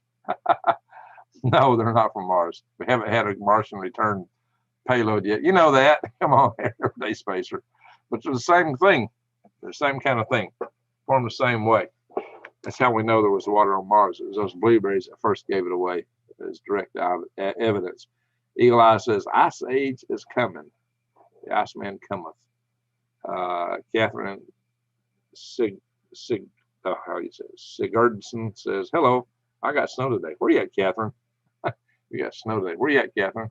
You days always. I have Sunshine Farm and Learning Center working on a twisted tune for you. Green Greg's Worm Farm is a place to be. Green Greg's Worm Farm is a place to be. Farm living is a life for me. Warm bed spreading out so far and wide. All right, I'll wait to hear the song. I can imagine where it might be going. Yeah, I got a song here I really would like to sing, but I'm afraid I'll get banned from YouTube if I sing it. I wrote a song here, guys. Some of you might have seen it. Yeah. Riots in the Sun. It's just getting hot again. So, Cherry Bell, I was rear-ended. Oh, wow. You too. Chewy, cutting snags is dangerous. Yeah, it is. That's why we call them widowmakers, guys. That's a serious thing to get involved in. Very serious. You got to be careful when you fell a tree. You got to make sure that it's got a good path to fall all the way. You really do. Everyday Spacer says things come. Oh, yeah, there are meteorites from Mars. You're right, Everyday Spacer. Absolutely. But that would be a meteoritic item, not a blueberry if it came from Mars, right? Yeah, I've got friends who, there's an Allen Hills meteorite. My buddy, what is his name? Hoover, Richard Hoover, looked at he's looked at that, some other meteorites, and some people think they find signs of cellular activity of life. In fact, he thinks he's found algae and diatoms and all kind of stuff in meteoritic remains. He's got a lot of photographs of it and compares to the stuff he finds on Earth. And guys, it's interesting. I got to get Dr. Hoover on my Galactic Graves channel soon. Arnold Smith, turn your beer light. Let it shine wherever you go. Okay, so we got to have a beer light tonight.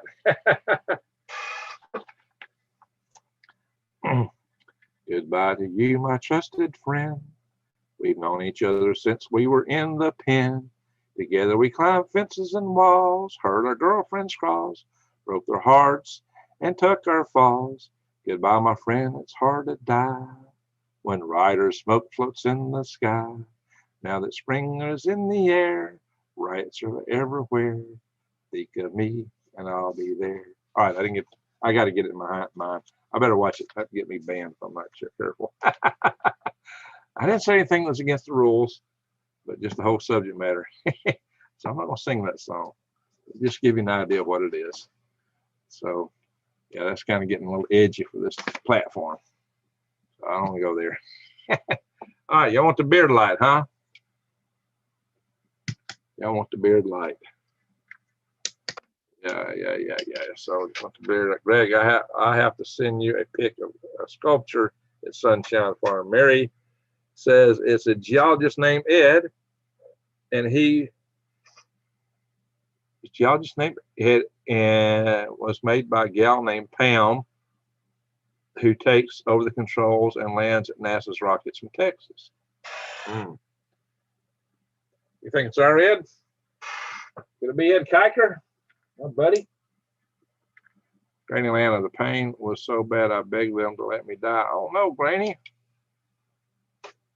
You don't do that. Willie Nelson's grown a long beard.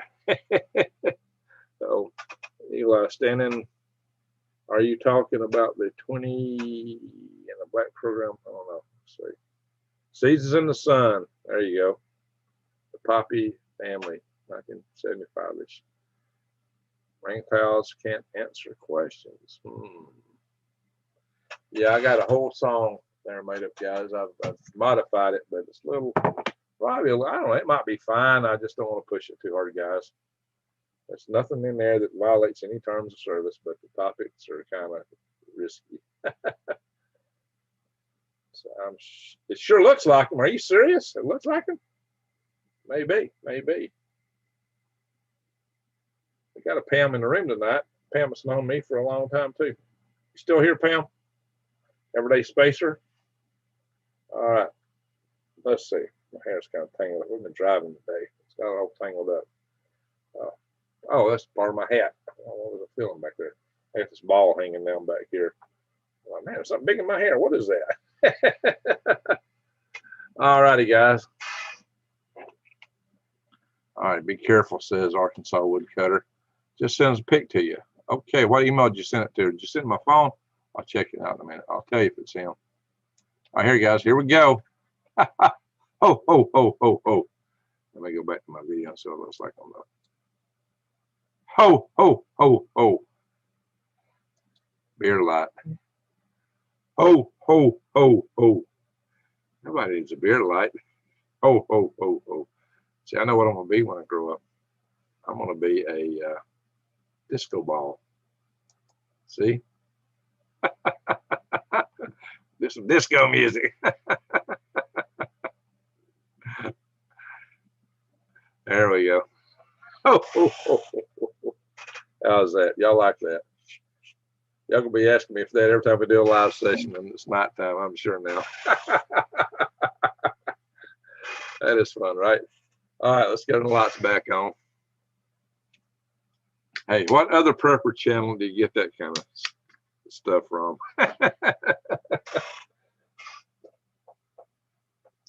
Who else you get that from? So New Days Always. Did you hear my entire song? I think you've heard it. I believe you have. All right, let's see here. What am I doing? Let me go back to the chat room, see what you guys are saying. What happened? Something got knocked out. Uh-oh. Uh-oh. Am I still alive? We got knocked out. I'm not seeing the chat room now. It says I'm still alive. What happened? How did I lose that? All right, guys, I lost y'all. Give me a second. I'm going to have to regain what happened.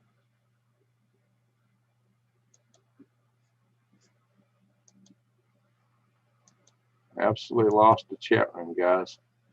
All right, give me a second. I'm going to have to go back to it. I'll pull it back up. That's weird. How did that happen?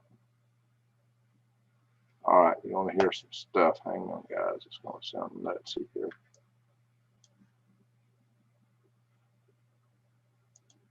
Let's see if I can pull it back up. I'm going to have to regain what happened. Oh, there we go. There we are. Got y'all back. I bet I want to see all the chat messages, though. We're probably going to go back a little ways. Oh, there's some.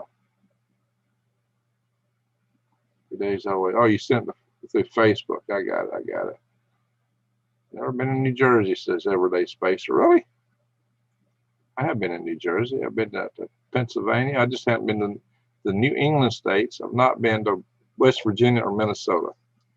And lower 48, I've been all the rest of the states. I've not been to Hawaii, though. Eagle Eyes, you're here. Yeah, okay. Yeah, I was worried. I thought I got knocked out or something. All right, what's happening? Suzuki wages. World says flare heading this way. You guys, Lee showed. Lee was in here a minute ago. Lee was actually here in the channel. Ronald Roberts. So what's a good vacuum sealer to get jars for canning? I'm sure you can find a good one. I've got a couple of canners. What's a good vacuum sealer to get for jar canning? You know, if you're doing acidic, you know, just a hot water bath is good enough. But if you want a pressure canner for doing non-acidic stuff, somebody can correct me on that. But you want a really good, large pressure canner for that kind of stuff. April Perm says, just made matcha cherry cream tea. Matcha. Did I say that right? Looking for Kuzmark brand space balls. What? What is that? I don't know. You treat them like a Curious poodle. Who are we treating like a curious poodle? Let me see if New Day's always sent me a picture. Let's see what she's got here. Oh, no, I don't think that's Ed Kiker. Who that is? I don't like Ed Kiker. Somebody carved in wood. So his name is Ed. Now he's got a bigger, fat, big chunky face. I don't look like Ed Kiker. All right. Who's that supposed to be? It looks like carved out of a piece of a tree there. That's funny. Here and back. All right. So I save all I can. That makes good sense. Whenever I get worried about the future, I go make more compost. Well, that sounds like oh yeah, thing to do there. Yeah, make more compost. There's more than one way to do that, right? More than one way to do that. So, alrighty, guys. That's kind of fun. Oh, we've been going here for a little while. I don't know how much longer we need to go. Let's see. How your foot stuff, Greg, says Granny. Well, it's mainly my ankles. What's been bothering me more the ankle than anything. Although, actually, I think I got a little bone spur, a little plantar fasciitis in my foot, which I just discovered thanks to somebody. No, it's made from composite. You want me to show that online? I thought it was a wood carving. Are you getting a new car? Well, I got to get some money from Owen first. I've just mailed the title today. So hopefully sometime next week I'll get some money. But, you know, I'll have to shop around for another van. It won't be a new one. It'll be just another used one. But hopefully I can step up a little bit. Greg had a problem about worm population. What's the best worm square foot for reproduction? 1 square foot supports a pound of worms. That's right. That's right. What about the best for sport? That's fine. You know, if they're a pound per square foot, that's good for reproduction. You could have less. I mean, they're going to meet each other and mate, irregardless, and they should double every 2 to 3 months if you take care of them right. Okay, get better soon. Yeah, I'm getting better. It's just taking a little time. Eagle Eye says, Greg, have you heard of a TR3? Of course. Let's see here. Yeah. What was I going to show? I was going to show you something. Oh. Let me show that thing there that you sent me a picture of. It's composite. I would have thought it was wood. Take care of that foot with a book. One good whack should do it. Oh, you're talking about the bone spur? Minerals. Get a Ford, says James. Well, I'll just get whatever the best deal is. Now, most of my family are really into Fords, but I kind of diverged and got a lot of other brands over the years. Anyway, yeehaw. All right. Let me see. Let me put this on my, let me go to my Zoom so I can see what I'm showing you on myself. Make sure I'm bringing it in. That's not the Ed I know. I don't know who that is.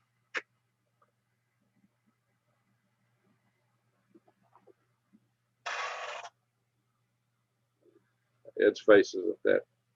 His face is more blocky like this, not like that. He's got a rounder face than Ed. Anyway, yeah, at least Ed Kiker. It might be another Ed. So you think I need to hit my foot with a book to get rid of the bone spur? Ooh-wee. You talking about breaking minerals up? What are we talking about here? I did it. 20 was enough for me. 20 watt, Eagle Eyes. Greg, you are looking tired. Yeah, I've had a long day, guys. Everybody hear the Red Pill Expo? Something about Mount Rushmore? Arnold says, Green Rays, did you see the video about the people who took the and now the body is magnetized? I've been seeing that. You know what? I should ask Bill Brown about that last night when they had him on the video, because Bill Brown is taking it. Yeah. I like Subaru. It's Japanese for Pleiades. Wow. Subaru is Japanese for Pleiades? Well, that's cool. Didn't know that. Now I learned something. Subaru. Next time I look up at the Pleiades, also known as the Seven Sisters, I'll say Subaru. Craig, call me one day when you have time. We'll talk about if you want to set up a camping and get together. It need to be like in the autumn. I'm just a little bit too tied up right now. Maybe in the autumn, maybe in October or early November might be best when it's cooling off a little bit. It's not so darn hot, and I think that'd be a good time, a fall rendezvous. That'll give us time to plan it. Yeah, I got to go out and work on setting up my operation in Arkansas. So maybe in the fall would be the best time. Everybody want to do a rendezvous, Green Greg's rendezvous? They're kind of like a conference, but it'd be outdoors. Like the old timers, the mountain men, when we get together, they call it a rendezvous. That's what I'm thinking, outdoors rendezvous for all you swivel heads. All right, Al, where are you from? Yeah, she's talking about in Arkansas. Arkansas. Yeah, we'll have to talk that up. Might be a good way to really move the tribe building along too. It might be a real good way to do that. Taco says I'm late, so don't know if you did some. I'm not even gonna mention that word. We kind of alluded around a little bit. Let's be careful what we say in here. Platform is real sensitive stuff like that. I actually picked up on some other subjects talking about feed prices, inflation going real up. So I may do a dedicated video of that soon. Yeah. Oh, I'm a little sleepy here. Chris Clevercraft says, "Have a great night, everyone. Might still be here, but want to be working on videos." Okay, so you got some videos to work on. Chris, you got a channel? Let's go check out Chris. So working on videos. He must have a channel. Let's go check out his channel. We looked at your channel the other night, Chris. Ring Greg's Convoy. Hey, Pigpen, back off another 20. Convoy. Oh, I need to go to YouTube to do that. Pardon me. I'll have to share this with y'all if I find something. I'm still typing in the wrong darn place. Yeah. Chris Clever. Yeah. Excuse me, guys. Excuse me. All right. Let's go back to Friday. Yeah, I found your channel, Chris. I found your channel. Yeah, Greg, you checked me out the other day. Okay. Yeah, I just found your channel. Hang on, guys. Let's do this. Let's go do a share. Share and go there. There it is, guys. Chris Clevercraft. Oh yeah, I remember you. Shed Wars. Oh, you're in the Shed Wars thing. Okay.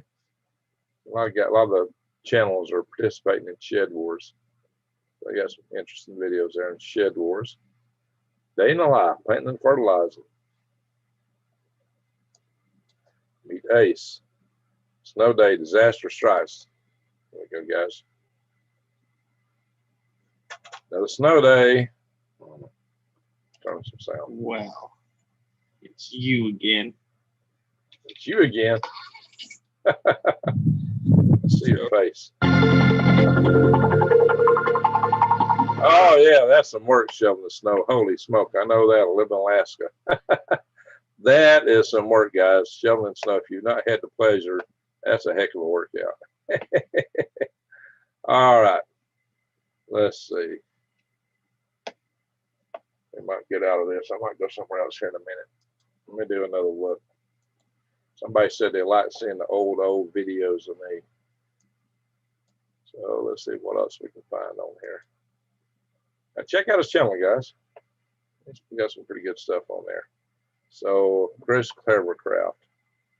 And let me think here. Let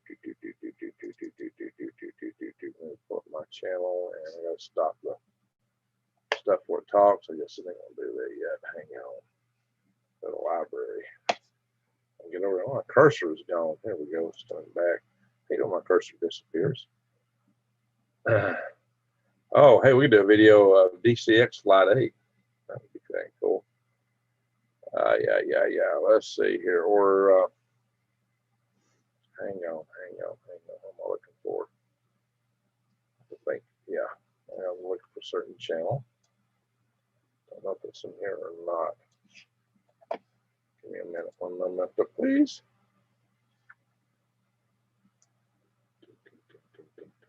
Oops, still got to. Yeah, scroll down too far.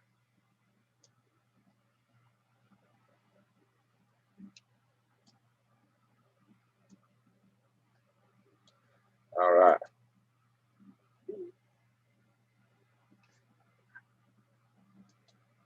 For those that haven't seen it, I'm going to share this in a second. A couple of videos here. Just if you haven't seen it, somebody said they liked these.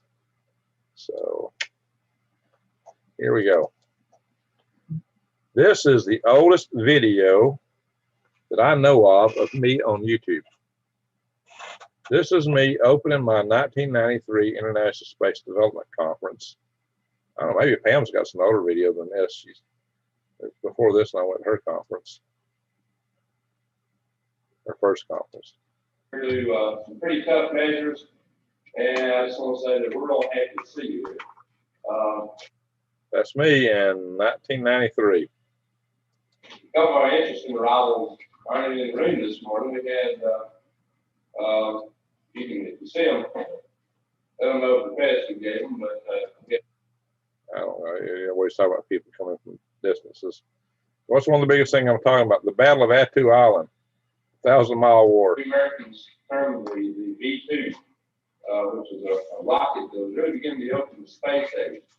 You'll find some of the people here at this conference who were the key instrumental people in designing and developing that system. Conrad Annenberg will be here off and on to the regular conference. And we have a big panel.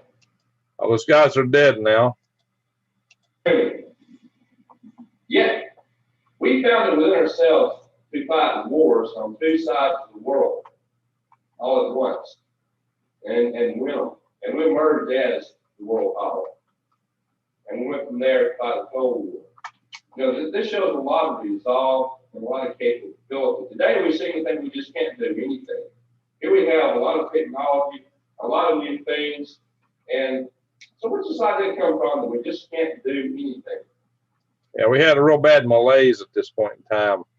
We've overcome it, I think, somewhat. It's really baseless because we can do a lot, and we need to know that, and we need to understand it. We need to admit it to ourselves and pass that word. We need to communicate it. What we need to pick up is the challenge of space. We need to pick this up as our next challenge to do something there. Really and truly, what we have here in our program is a working conference. You may have looked at some of our sessions. We have some sessions like how we used to make things work, and development on the fast track. The reason we come up with some program like that is, you know, as a young engineer myself, I'm hearing the old guys talk all the time about, gee, we used to just go down and shop and we'd make this and we'd make that. And they're always telling us about all those great, wonderful things that they used to do. But today, most of us young engineers are still pushing paper and dreaming of doing. Yeah, that's when I started the Halo program. We started doing it ourselves. Said the heck with our jobs, the heck with the government, the heck with all these big organizations. One of the biggest things I talked in here though about was the Attu War, Attu Island, Alaska, the 1,000-mile war. Which is intended to be a project incubator. Some of you may have heard of it. Yeah, project incubator. Okay, it's trying to get things done. Somewhere I'm talking about that, but it's even way back here in 33, when I was 33 and 93, I was talking a lot about military stuff like you hear me talk about on this channel today. So what I want to do is challenge each of you to try to meet with some of these other guys. Oh, well, where is it at? And intend to be the essential topics that are most need to be covered. Oh, well, I'm probably getting bored with this. Somewhere I'm talking, there is,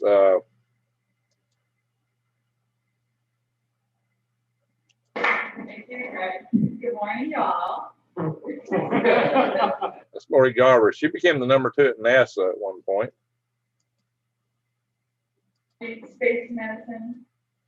Oh, well. Let's see here. Here I am a few years later, 1997, when I got that award.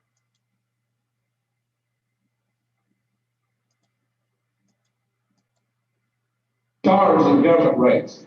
Standard, industry practice. About $3 million. And that is for time actually spent. Of course, if this were a government program, in a traditional sense, the way things used to be, we would have had a big reporting requirements, meetings would have went through, seasonal items to deliver. You can figure we would have probably expended $12 million to do an experiment like this. If you look at that and see, in fact, experiments that have been done in the past, the launch rockets like this in the government years past, you'll find examples like that. They were very expensive. So we think we got a lot, but mostly out of our guys because they were great volunteers. I think there's some video in here of actual balloon launch for the SO-1 rocket. Maybe I can find. Oh yeah, look here. Here I am when I found the rocket. Wait, Large field, and we came up with a high-tech post hole digger. That's Bill Brown talking about me. There we are. High-tech post hole digger. I found it. It's very efficient, but finding the accurate point is a little tough. Now, Bill looked a lot younger back in those days too. That's the payload that made the a lot of UFO reports right there. It was our tank test.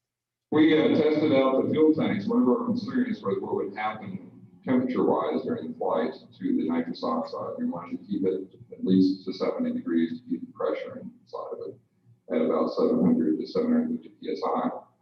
So we did a flight test with this one of the fuel tanks on a very large perfect sphere or near sphere. This will lift a small person off the ground. It's 144 pounds of lift at the neck of that balloon. And we figured if anybody got caught on the road, we'd hand them a camcorder and say, it's good footage. This is our Skylitch 1 launch. And there it goes. It actually looks like a tornado when it took off. You see the thing flying through the air on the right? That is the little styrofoam. Show me launcher. Styrofoam piece that cradles the balloon in the launcher. And it's actually flying in midair. And liftoff. Just getting to this point was an amazing feat, making everything come together with the time limit we had. But we still had the rocket launch to go. The transmitter burned out. It was very weak, but we couldn't copy the telemetry. No, that was before we launched the rocket. Well, also the antenna on the GPS was above the metallic shielding basically of the electronics tank. Putting an antenna in those cones is very difficult. So if anything, it's probably transmitted straight up. We did see some noise which indicated it was transmitted throughout the mission. So I don't think it actually burned out. But it was just in case we tested this thing and flew from Huntsville out over the Coy balloon, and we got good reception then. It's just a problem with the antenna. This one's actually, yeah, that's one actually video. It's actually a very smooth liftoff. You see how gently the rocket. I think we've lost most of this video since. I don't know where this I hadn't seen it. It takes off. We thought it might be a jerk on, but it's just very easy. Kids take this Bye. Yes. Get the rocket leaving down? Yes. Looks like a person was inside. Yeah, it looks like somebody's standing inside. You've seen the whole thing. You've seen the whole thing. I've seen the whole thing like Watch this. This is about where we'll launch It's it. brilliant sunlight up here because the sun is much more intense up there. The sky is black. You'll see, can't hear that. This is at 60,000 feet. Same view, but notice the blackness of space. And look how tight the balloon is. You can see the individual seams. It's actually formed by heat sealing strips of plastic. That's how the balloon manufacturer makes it. But what we think happened is that the balloon, you see, is twisting relative to the package, twisted up the loose plastic, and that was burst. Greg thought it looked like a Pac-Man opening its mouth. That's what we're going to use in the future of snaps, where there's so many big ones. Because I think that would solve the problem. This is command uplink right now. So the video That was our first command. You see little bits of the balloon. It dumped the helium immediately, and that was a lot of helium. That's our second command. Actually, we think it fired from this command during the issuance of the third uplink. When we transmit on the uplink, Video lag. the video out. So what you're going to see is just shortly after the rocket ignition, it's going to go up fast. It's actually already ignited here.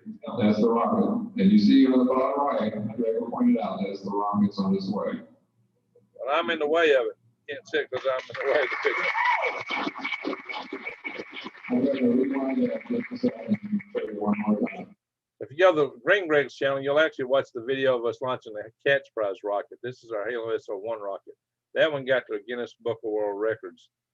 A lot of other videos on here. Here I am debating.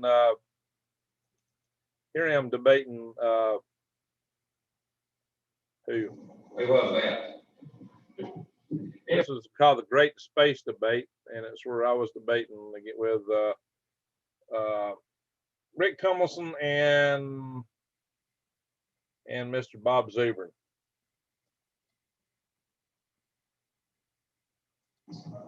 At least not according to these plans, and weren't going to be able to get to the moon by 1969.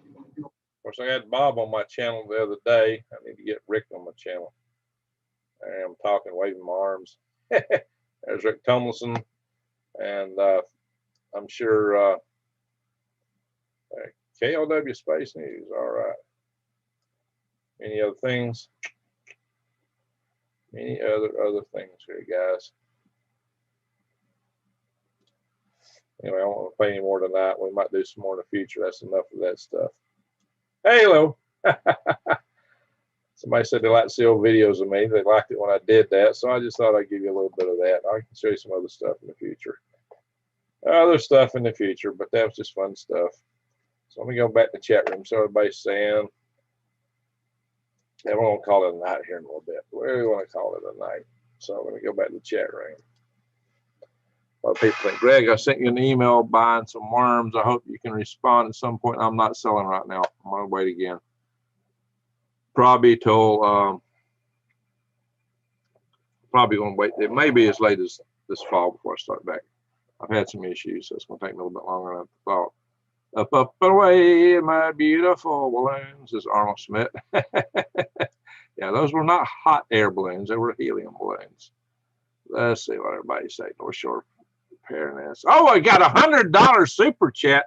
Holy guac and smoking money. Well, thank you, James. Wow, James, I'm impressed.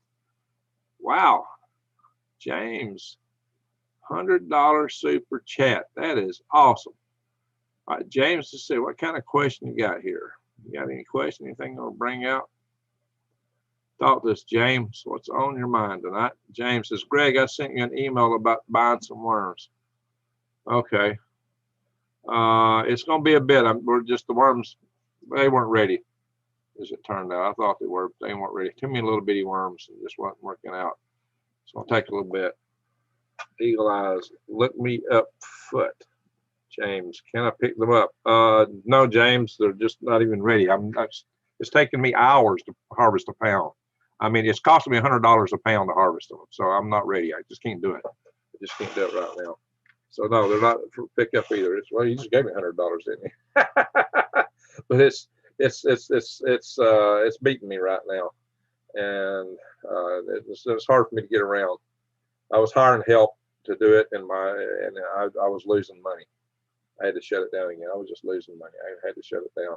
I've made good money. I mean, look, we've been harvesting 140 pounds in a day, and here we were working ourselves nutty and only getting 14 pounds. So it was killing me. It was really killing me. No, it's more than $100 a pound.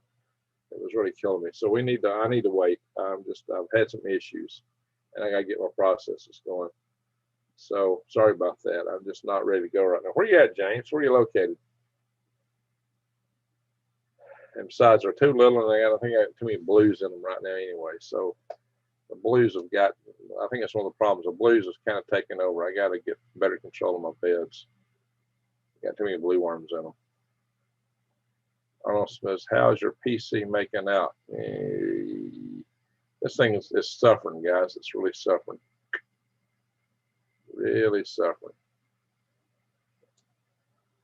Greg, does worms have eggs? They do. They do. They lay eggs. Well, what they do is they put out a cocoon. Worms are both male and female. So when they get side by side, they exchange both from both worms, eggs and sperm. But they also have a mucus they secrete, and when they roll out this mucus over the end of the worm. And when it rolls off the end of the worm, the eggs are inside of the fertilized eggs. And red worms have 2 to 7 eggs per cocoon. And in 2 months, they can be reproducing. This is why your worms can double in population every 2 months. Greg, you need wolfers. Yeah. I may have my first wolfer here from Florida. That's good. And really and truly, it's the worms that got some issues too. South Carolina. So the worms weren't as ready as I'd hoped. So there's some issues with the worms.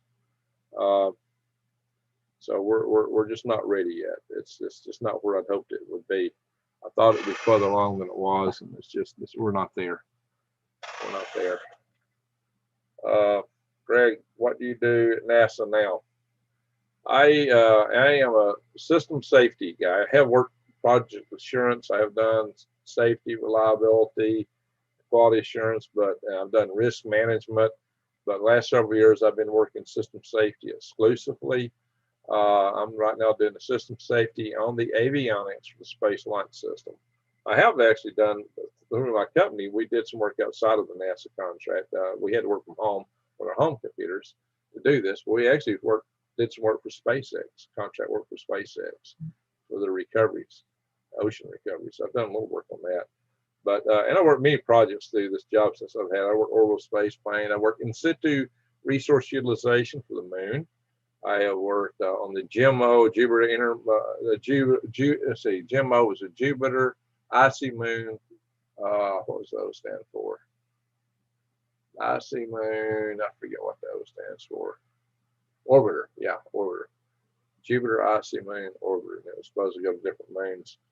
I worked on that project. I worked on some satellite projects. My first system safety hazard analysis dealt with posing hazards for something called Solar B.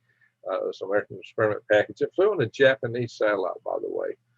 I worked on the Ares program before which pre-existed, the Constellation pre-existed the SLS. I worked on one of the most fun projects I worked on was called HITEX. It was to be a sounding rocket that was going to carry a re-entry vehicle, a nuclear re-entry, maneuvering re-entry vehicle, and we were going to use it as an experiment test bed. And we were going to snag it with a helicopter. We were going to fly, watch it from Wallops over toward Bermuda and snag it in the air with a helicopter. So that's what electron rocket that took that approach. So that was kind of a fun project to work on. Had a lot of fun with that. I hated that project got canceled when they came up with the next generation. Well, that was part of the next generation launch technologies project. When we came up with the Constellation program, that program got canceled.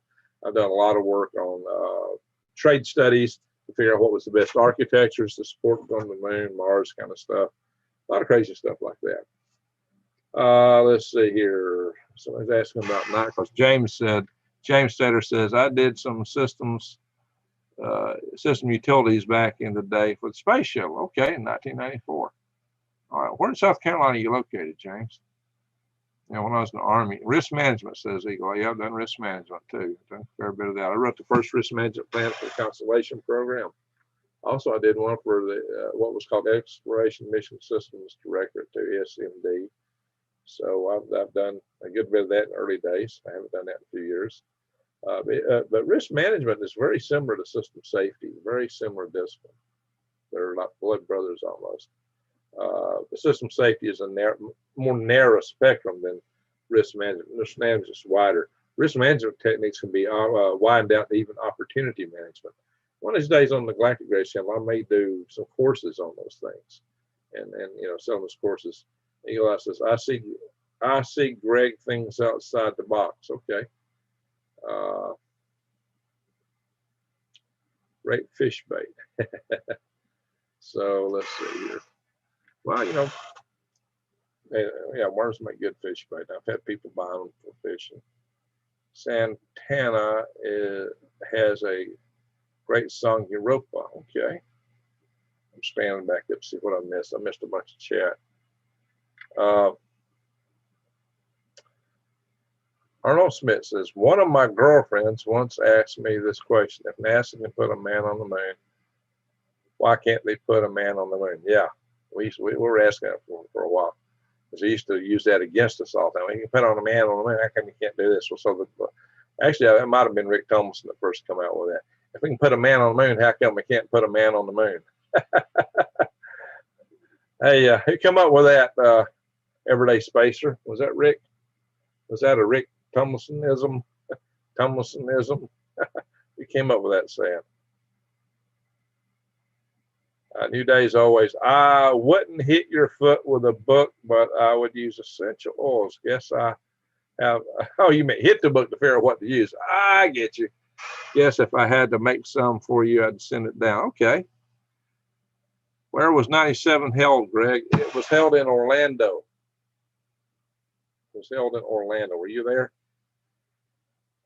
That was chaired by Mike, what was his name? Michael, yeah, a lot of these guys who were chairing ISDCs, they wouldn't listen to some of us older guys that would do it because they thought they had better ideas. You know, Greg's edition made that mistake. Michael in Orlando made that mistake. Oh, we don't need to listen to you. We got these great ideas. And I tried to give them advice. You know, later they were all ears and wishing they had listened to me. A lot of people, too many egos out there, guys. Too many people get the ego. Yeah, I know what I'm doing. I'm the smartest guy that ever walked. I don't need to listen to nobody else. Yeah, when I see every one of these guys crash and burn. Am I right, Everyday Spacer? Everyday Spacer has chaired a space development conference, just as I did. And that was a big deal. She's chaired the International Space Development Conference in Ohio. And I was there. And she was at mine. She chaired a regional conference. That's where I met her. I was promoting my conference when I met her. So, all right, James. James says, for the space shuttle Jovial, I currently am Oracle, PL, SQL. Okay, so you're doing the software. So what does NASA think of TR3B? Guys, I'm going to show y'all some video, if I can pull it up, that I have pulled from being, I made private on my Galactic Grids channel at the request of the lady who did it. She was getting too many requests. She liked it at first, but she got too much attention, and she suddenly didn't like all the attention anymore. How in the world I want it with less views today? I just posted a bunch of videos. That don't make sense. So we're going to go back to Galactic Grids if I can find. Let's see, guys. Hang on. I'll just type it in.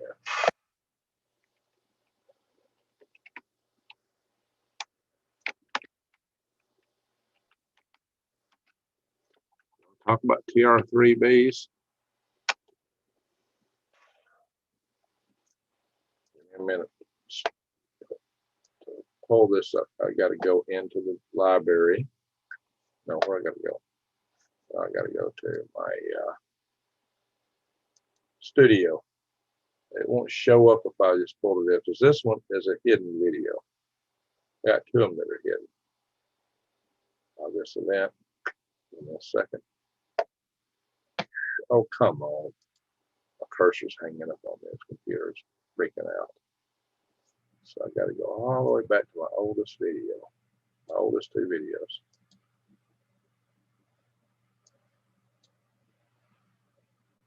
I need to span this, run it 50 at a time so I can get there faster. I got it all the way back. My very first two videos I posted on Galactic Grids did better. They were my top performers because the subject matter was pretty interesting. But the lady who was the speaker, who was real happy we were doing well at first, she was getting so many calls and requests. She asked me to take them off. She actually asked me to delete them. I didn't delete them, I just took them, I made them private so people couldn't see them. So don't bug this lady, please. Well, I'm about to show you here if I can find it. So I got all the way back. Wow, what? Oh no, I'm in the wrong channel here. What happened here? I said galactic Greg's. How did I wind up? I can't do this unless I log in as galactic Greg's. Yikes, I can't look at it from here. I can only do it when I logged in as galactic Greg's and I went to studio, but it took me back to my studio. I can't got so many videos here. Okay, that's what went wrong. Yeah, I can't see it from this channel. I don't want to show y'all. Oh well. I don't know if I can change it on one channel and I can keep my feed here. It might blow me out. I could do another server. I can go into another server and pull this straight. Maybe, but it's not Google. This product is a Google product. Let's see.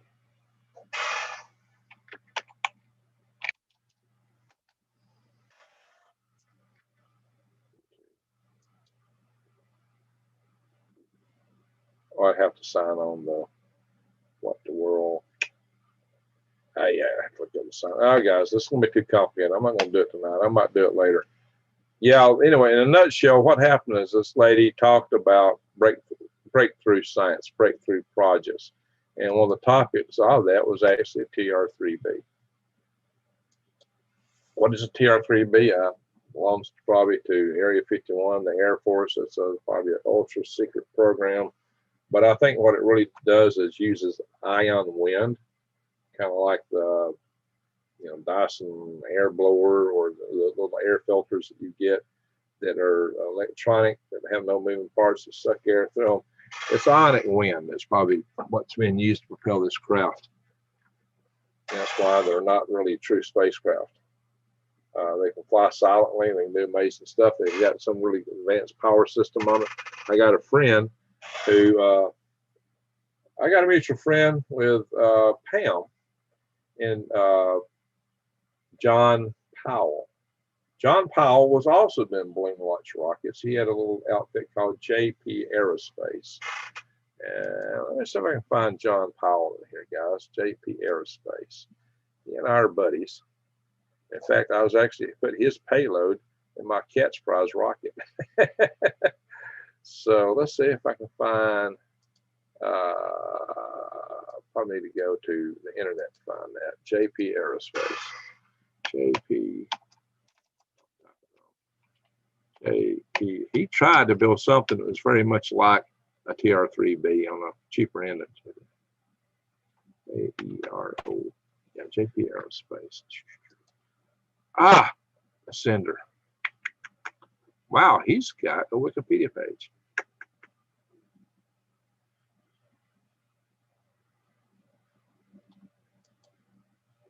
Here he is. Okay, guys, I'm going to share his website. So he's still active, very active in this stuff. I am not active anymore. I mean, we built stuff that was bigger, went higher, did crazy stuff. But he did try, he did get a contract. He tried to do this thing called an Ascender.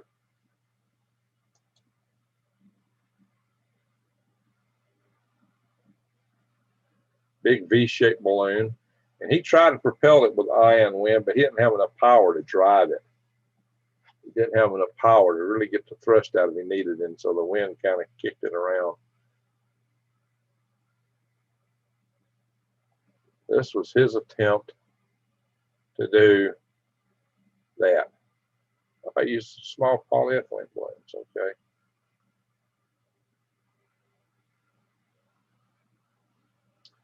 So he had the vision of having some orbital not orbital platforms, but actually almost getting to orbit. You see the blue here? That was his ion drive. He thought he could drive this airship straight into space by continuously thrusting and getting higher and higher in the atmosphere above the drag and accelerate it, which I found that to be an interesting idea. The idea of actually flying to space with a balloon. That's what John Powell was trying to do. Get it above most of the atmosphere and then have a lot of acceleration, electrostatic acceleration. But it wasn't to be. He did try. He tried pretty hard. But that's pretty close to TR3B on a smaller scale. At a very tiny company scale. TR3B. It's not a TR3B, but it's one guy's cut at something similar to it. He called it the Ascender. Got a submarine there. Pong set, that's what he likes to climb. Little people, little bitty student payloads and ping pong balls. He takes those up and calls them pong sets. Yeah, he would fly. He's got multiple motors on his balloon here. He's trying to control to make it basically like an airship. He also liked to fly platforms, a lot of platforms. He would hook multiple balloons on one platform.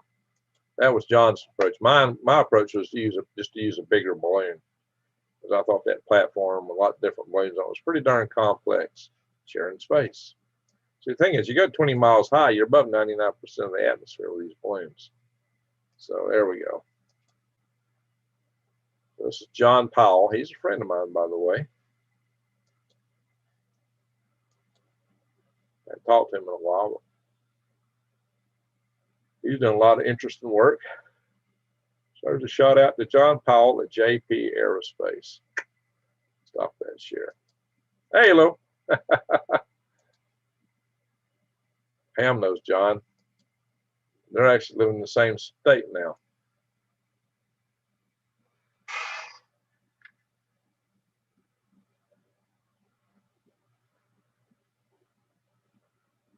All right, that's what people talk about. Eagle eyes. Just tell us, please, Arnold. Eagle eyes images.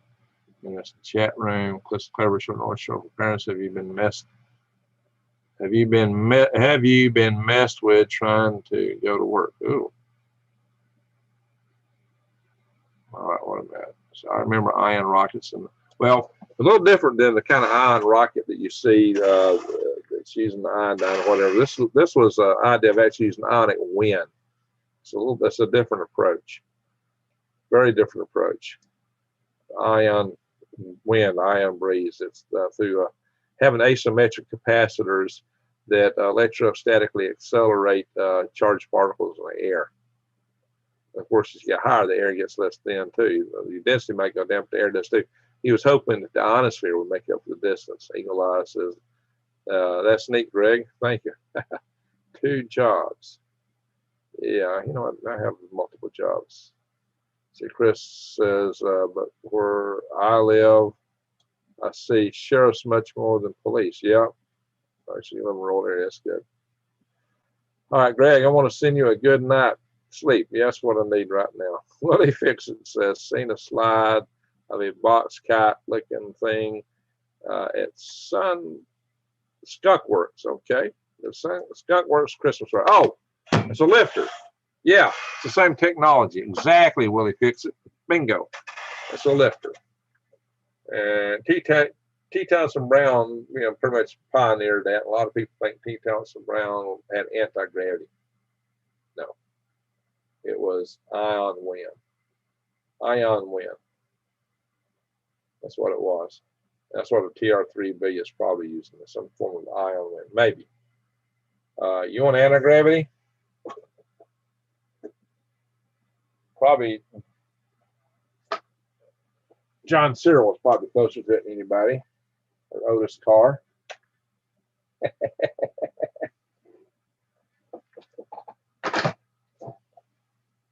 Well, it's not even anti-gravity there. It's still electric, but it's not ion wind. Eli's, they use Mach 12 fighter that they used the Mach 12 fighter that uses that, Greg. Mach 12 fighter. Yeah, who's got a Mach 12 fighter? We're trying to get the Mach 6, the TR with the SR-72. Yeah, well, we're talking about hypersonics getting much higher Machs. So you're talking almost something in launch to orbit. They hope you get an airplane to do it. No, ion wind, not web. San Francisco cracks me up. They don't want to sleep. Oh, he don't want to sleep. Yeah, I'll be going to sleep shortly. Well, that Chris Clever Cloud says, well, that's not the only reason I'm paying attention, but let's say it wouldn't be wise to not be paying attention. Hey, that's what I talk about all the time. Keep your eyes wide open and head on a swivel. Pay attention, guys, always. Yep, that is it, Greg. Very close. Yeah, my diagram. And that's how to get there. Greg just got amped up about space. Well, y'all asking me about it. You know, that's what I am. I'm a spacer. We got another spacer in here tonight. Everyday Space. That's Pam. I know Pam. Way back. Way back. Back in the days that she lived in Ohio, if Ohio and Alabama had been closer, who knows, I might have asked her out way back then. She's always been a long way off. All right, way back in those days.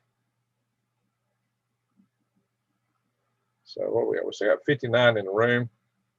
But we've been going long. It's 1:12 here. We're probably going to call it a night in a little bit. Everyday Spacers, as I got to see one of the D6 flights on the ground. Oh, that's awesome. When it went up, tipped, moved sideways, then landed. Yeah. That's cool. That's cool. The D6 was an awesome vehicle. I didn't get to see the flights, but I pushed politically to make it happen. I was the chairman of the phone tree back in the days, and I actually lobbied bureaucrats in the Department of Defense to get that program approved. And they had the program. Bill Gallbatz so much appreciated the fact that I pushed hard to get that program approved. And what we accomplished, he put my name in the DCX Hall of Fame. Not because I got the remnants in my backyard. And then I wind up with it in my backyard. I guess that's my payback, huh? I wound up getting the biggest chunks of that rocket. All righty. So, you know what? James says, thanks, Greg. Well, I'm glad you appreciate it. So, yeah, James, it's going to have to be a little bit before I get worms out. I'm sorry, guys. It's going to be a little bit. We're just not ready. We're not ready. But definitely send me an email, James. You'll definitely be at the top of the list when I'm ready to go. Just shoot me an email. And let's see. You know what I think I'm going to do here? I think I want to hunt a DCX photograph. I was going to show you a photograph of DCX. Granny Atlanta has actually sent me some pictures.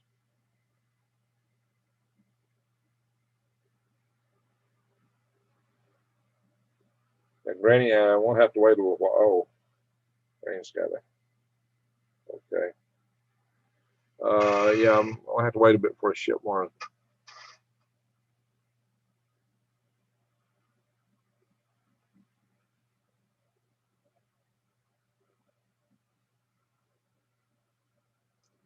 You know, we don't talk about, guys, this is a family room. Let's keep everything family friendly in here.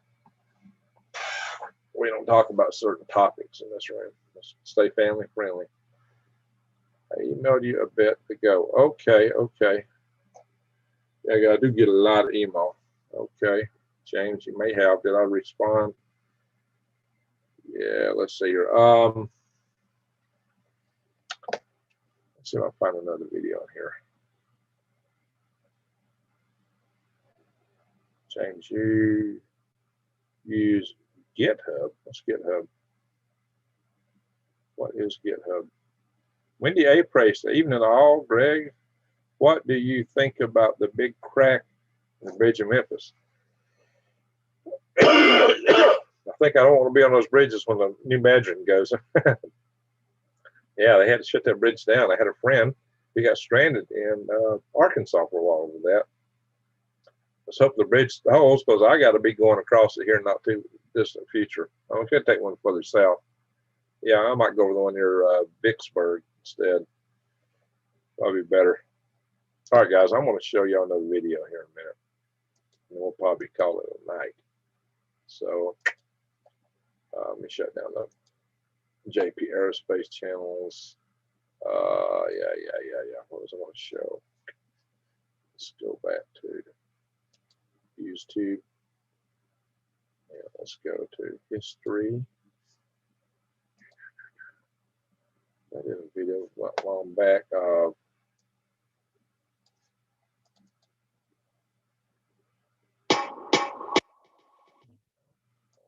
the music.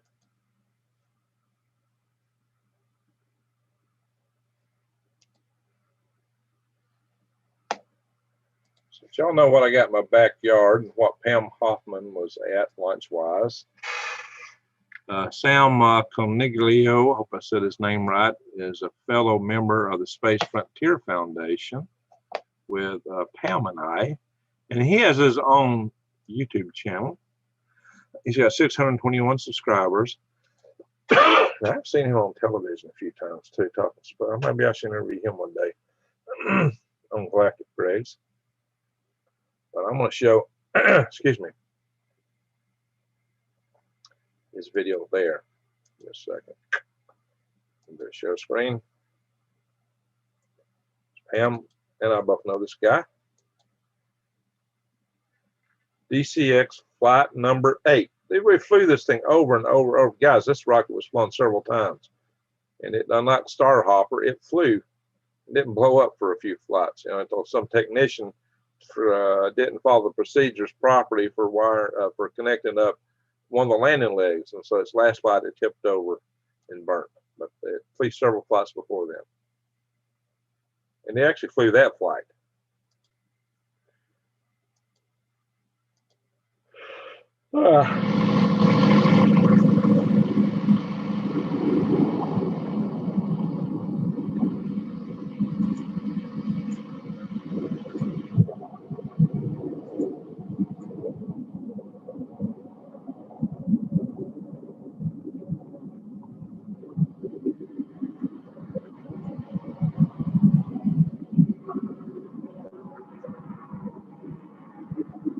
It had 4 RL-10 engines in it, by the way, which were liquid hydrogen, liquid oxygen engines that were capable of relighting. So those are restartable engines. They're used in upper stage vehicles typically.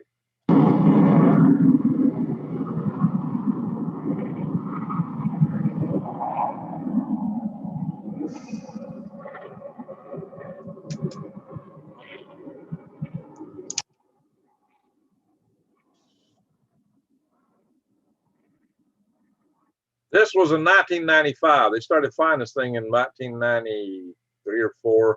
This was long before Elon Musk, guys. Long before Elon Musk. It had an F-16 flight computer. This was done on the cheap. It started out in the Department of Defense under the Strategic Defense Initiative Organization, which was run by my friend Cooper, Hank Cooper, that I've interviewed on this channel, by the way. And that's, you know, I also worked for SDIO at one point, and it was later taken over by NASA, which they wanted to do some flight experiments, including the first aluminum lithium oxidizer tank experiment. And I got the endomes of that first ever aluminum lithium oxidizer tank in my backyard in the inner tank section of this rocket, and I got the avionics baked the other end, both sides where the oxidizer tank was.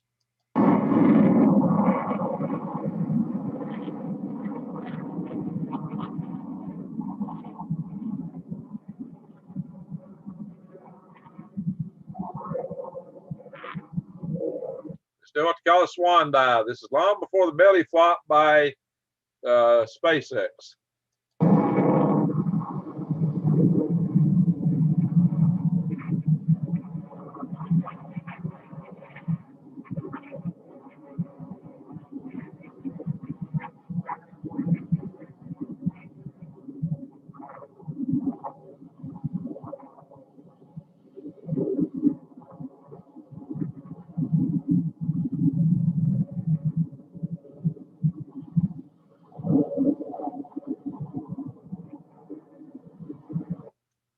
So if you like space stuff, you might check out Sam's channel here.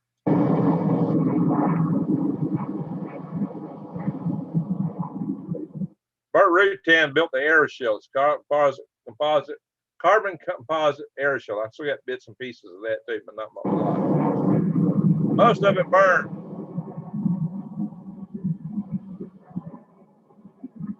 The last lot of it anyway.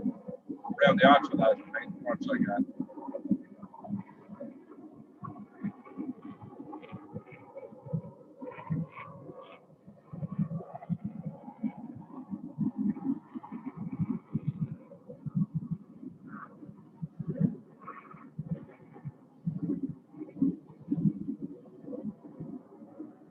Now there was some distance away, so it took a little time for the sound to reach the camera or to stop reaching the camera.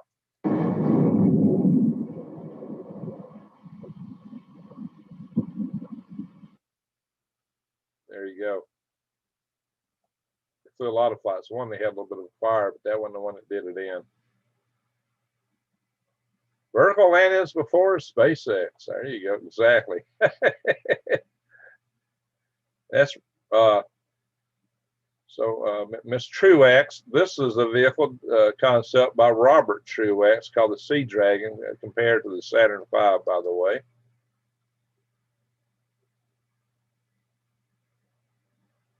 Preservation of style. It's really about appreciating and celebrating these old world things. In the history of space, one rocket stands out as an icon not only of the space race, but also as the mighty power it symbolized. Yeah, I like Curious Droid. He's got an interesting channel. That one rocket, which is still the tallest, heaviest, and most powerful ever built, was the Saturn V. Yeah, but there was another concept called the Sea Dragon. Sea Dragon, a super heavy lift rocket that would have been 10 times more powerful with 80 million pounds of thrust compared to the Saturn's 7.8 million. And that was from just one massive engine. It was designed to lift a payload of 1,100,000 pounds into orbit compared to the 310,000 pounds of the Saturn V. This meant that it could have lifted an entire space station into low Earth orbit in one mission. The rocket bell of this single engine would be so large at 75 feet in diameter that you could fit the entire first stage of a Saturn V with all 5 of its F1 engines inside with room to spare. So what happened to the Sea Dragon and why didn't it get built? It was so big it was hard to manufacture, that's why. Wait, there he is. Let's see. Robert Truax. On the Thor and Polaris missiles, amongst others. His team, yeah, he invented Polaris missiles and a lot of stuff, debriefed the German rocket engineers at the end of World War II, including Werner von Braun, who went on to his... Let's see. Look at this crowd here.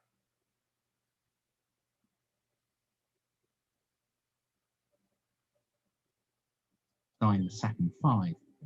Truax believed that it was complexity that drove up the cost of rockets and not their size. His designs for the Sea Dragon made it very simple, yet very large. I should do a video on this one day.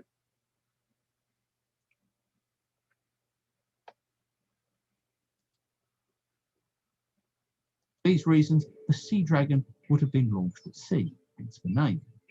Not from a floating platform, but from beneath the water. Now, this is not as mad as it seems, and there have been examples of sea-launched rockets before and after. In 2002, a low-cost sea-launched rocket delivery system called the Aquarius, with a very similar design to the Sea Dragon, but much smaller, was... You remember that, Pam? This is an entrepreneurial effort. Hey, I like seeing the rocket engines fire like off the pier of a deck, because it looks crazy seeing the stuff boil up around. It's funny. You'll laugh so silly. Proposed to deliver consumables into low Earth orbit for supplying things like the space station, but failed to get selected. Then there was the US Navy, which also did research into floating launch rockets and found that the takeoff was smoother and less stressful on the rocket than that of a normal land-based takeoff. Yeah, there's a lot of advantages for this. I think the Sea Dragon was a great idea. And it might be a good idea for the future. Including aluminium, sheet nickel steel, and stainless steel for the engine bell.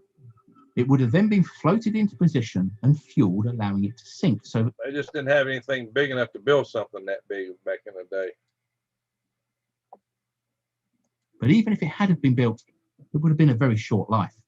It was just too big. There just wasn't enough stuff to be lifted into space to make the economies of scale it promised viable. Yeah, even the Saturn V was too big for the payloads that were available at the time. So there you go. Very interesting concept. Robert Truax. Robert Truax also built the Evil Knievel steam-powered Sky Cycle. That's what he's most famous for, not his big Sea Dragon rocket or all the rockets he pioneered for the U.S. Navy. But Robert Truex was definitely a space pioneer. And he started as one of the early commercial space companies. And he had a trailer just full of rocket engines back in the day. I remember that.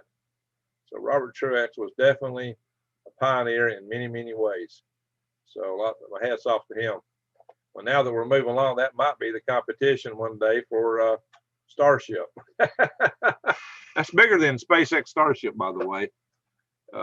It'll be like 5 times more powerful than a SpaceX Starship. So who knows where we might go one day. Is that interesting? All right, let me get out of that. Stop the share. Well, I can't get my cursor to move. Yeah, here we go. Boom. Halo. All right, guys. So here we are with the Prepper channel, a channel of homesteading, gardening, and worms. And what are we talking about? Space. Maybe I should start doing live chats on Green Gregs at night. Not Green Gregs, but Galactic Gregs. I should save all these topics for that, because a lot of my guys here on Green Gregs don't like space stuff. I'm going to go back to the chat room, see what you guys are saying, see what's cooking there. So we got to call it a night here in a little bit. About time to call it a night. Oh yeah, yeah, Snake River Candy. If you hit that parachute early, I think you hit it. I think you chickened out. I think he thought, well, this is one jump a little too big. Or maybe just accidentally pulled it. I think he pulled that thing. There was some claim of malfunction. I don't know, guys. That's like a Venture Star, man. Venture Star. Oh yeah, there's a Venture Star depicted in some of those videos. We have a Venture Star sticker on my cabinet back there. Yeah, I've actually got a Venture Star sticker on my cabinet back here. I don't know if y'all can see it. Hang on, guys. Maybe I'll point the didgeridoo at it. I'll have to get up.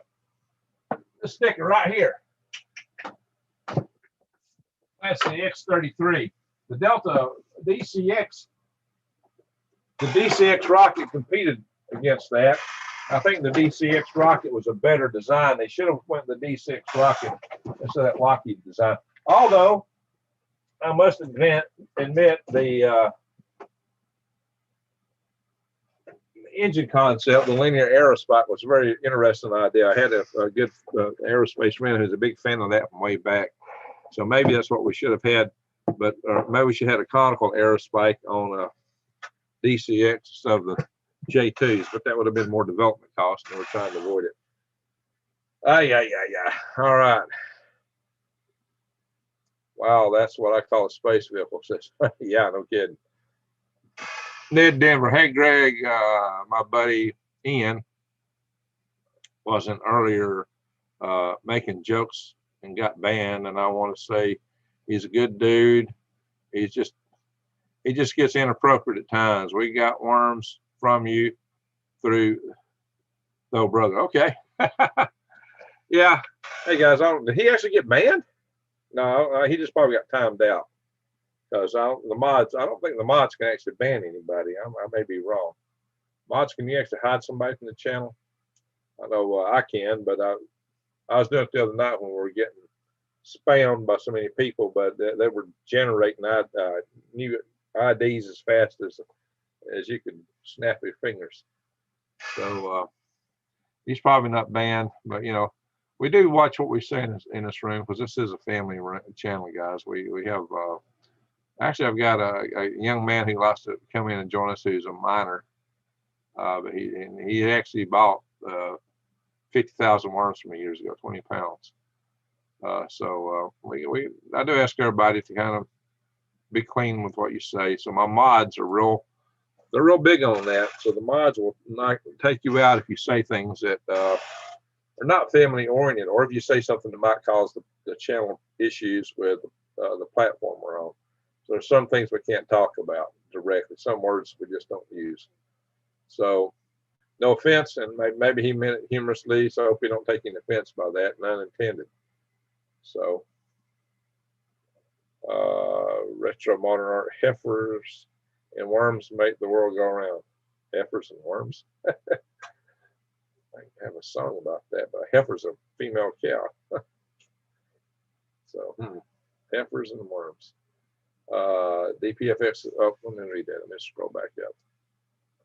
I think Elon's blowing them up on purpose because he doesn't want the world to know that he's been to Mars and back. No, rockets are hard. Rockets are a hard business, my friends. Rockets are tough. We can hide them, yeah, but you can't. Can you hide them from the channel? Is that one of the options you got? If you hide them from the channel, that's basically taking them out. You can hide their comments. You can time them out. You can hide their comments, but can you hide them from the channel? I was thinking only us channel owners could do that. Maybe you can. All right, so DPFX says Dune. Maybe Dune. Oh, I see Dune. Yeah, I haven't watched Dune, but I know the giant worms, sandworms. So, all righty, folks. We might need to call it a night here in a minute. Let's take prayer requests. Let's pray for Granny Lana and her granddaughter, Kayla. Let's see what really fits it. SR-71 Blackbird, book about 4 inches thick. Oh, you got a book on it? Now, they got one in front of the Space and Rocket Center here in Huntsville, right in front of it. And maybe I need to live Galactic Gregs, do a few of those in the Space and Rocket Center. That might be fun. Yes, we can take them directly out. Oh, okay. Okay, yeah, I haven't tried that from anybody else's channel. Okay. Arnold Smith says we must be respectful to everyone without any prejudice. Yeah, there was somebody who made a comment. Yeah, he was picking on Mexicans, and I actually hid that comment myself. But so let's don't do it, guys. I'm very sensitive to picking on people of other races and creeds and so forth. I might be the stereotypical blonde-haired, blue-eyed white dude, but I don't go for racial things like that. We need to be nice to everyone. Play nice, be nice. I tell everybody to do that. Look, I have a rainbow family. That's my daughter from years ago. She's an adult now. She works as an engineer. She does software and hardware too. She's a really smart kid. And her mom and her family are from Kenya, and they're smart, hardworking people, very hardworking people. And they have strong family ties. And these are people that give you the shirts off their back. They're good people. So North Shore says prayers for those in the south down Lake Charles way. They are recovering from the flood. Oh, Lake Charles got flooded. Man, they've had some rough times down Lake Charles. Yeah, I spent few nights there back when I was having a truck repaired once upon a time. All right, I had a truck blew a transmission out just east of west of Lake Charles. Okay, so we can do that. We're in Atlanta. We should pray again for our friend Judy and her daughter Cherry. We got some boxy issues going on.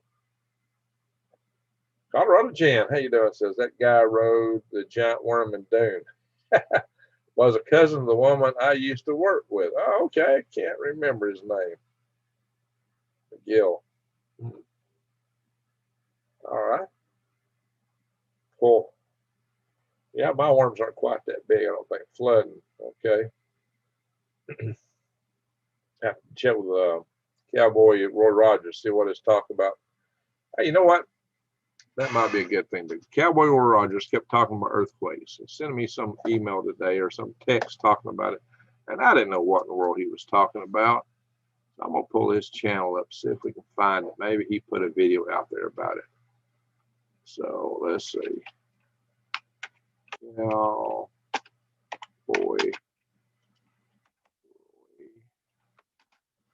Rogers. Yeah. I think it's put up a zillion different channels.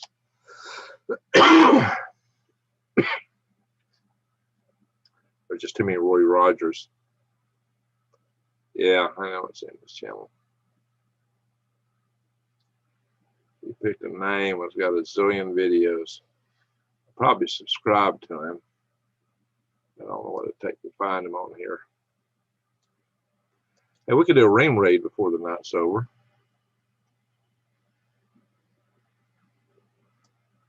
I don't see anybody that's got an open thing I want to raid though.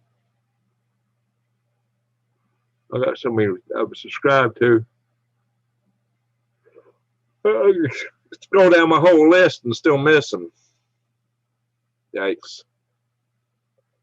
I've literally subscribed to hundreds and hundreds of channels, guys.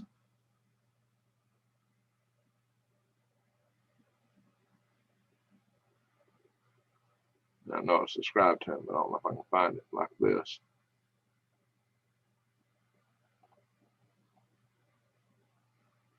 What I'm doing is I'm scrolling down the list of, whoa, I did. I did thaw a putty cat. I thought I saw a putty cat. I did. Let's see if he's got a video. Let's do that. We're going to share this real quick. I'm going to go to our prayer session. He was bugging me today, something about earthquakes. He's very involved and helpful in our Freedom Restoration Foundation, this gentleman. The whole diesel problem. Well, he's got a peepers video. Bugs gone wild. What? Okay, that's him right there. He's not posting anything in a week. Let's check that videos. The videos.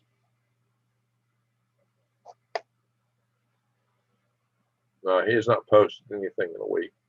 Oh well. Guess we're not going to see anything there. Check out Cowboy Roy Rogers. You'll find him in the chat rooms on these videos a lot. Check him out.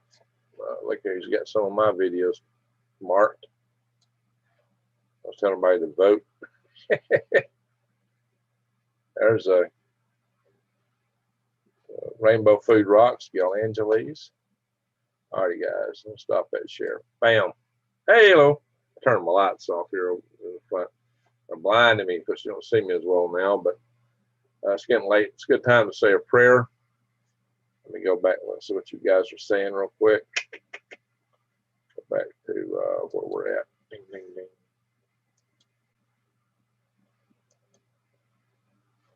All right. What about Oppenheimer Ranch? Will they fix it? Let's see. Chris Clevercraft. Yeah, I know other channels where the channel owners had to go back through their blocked hidden people and put people back in who they didn't want out. So what was his name? Ian. It's in face, I'm pretty sure. North Shore Preparedness has talked about having to do that. Okay. So who are we talking? What was his name? Ian? Ian what?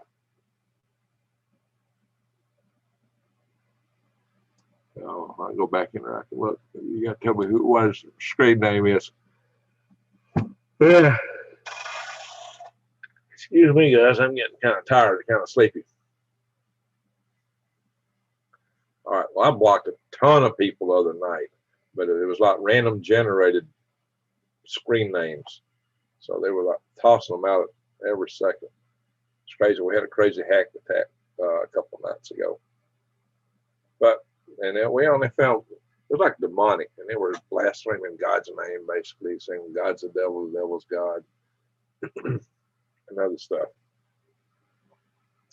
I found out how to get rid of them. We prayed for them in the end.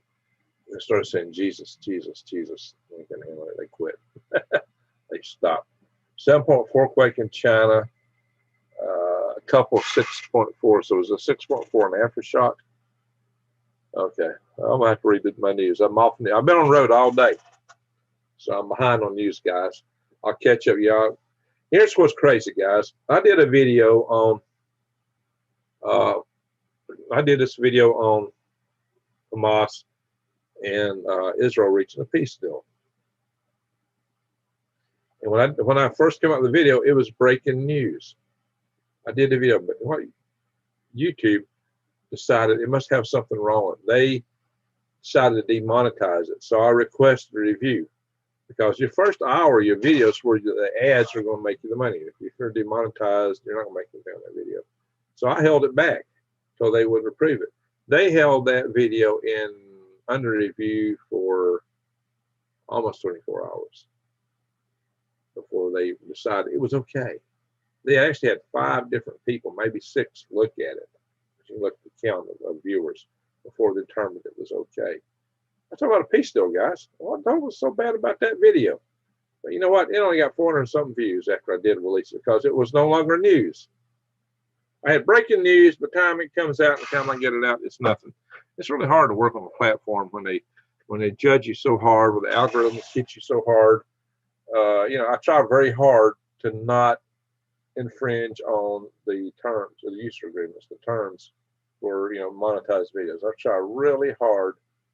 You know, I do cover stuff that's on the edge, but I try not to cross those lines. I think I know where they're at in a lot of cases. So I try really hard not to do it.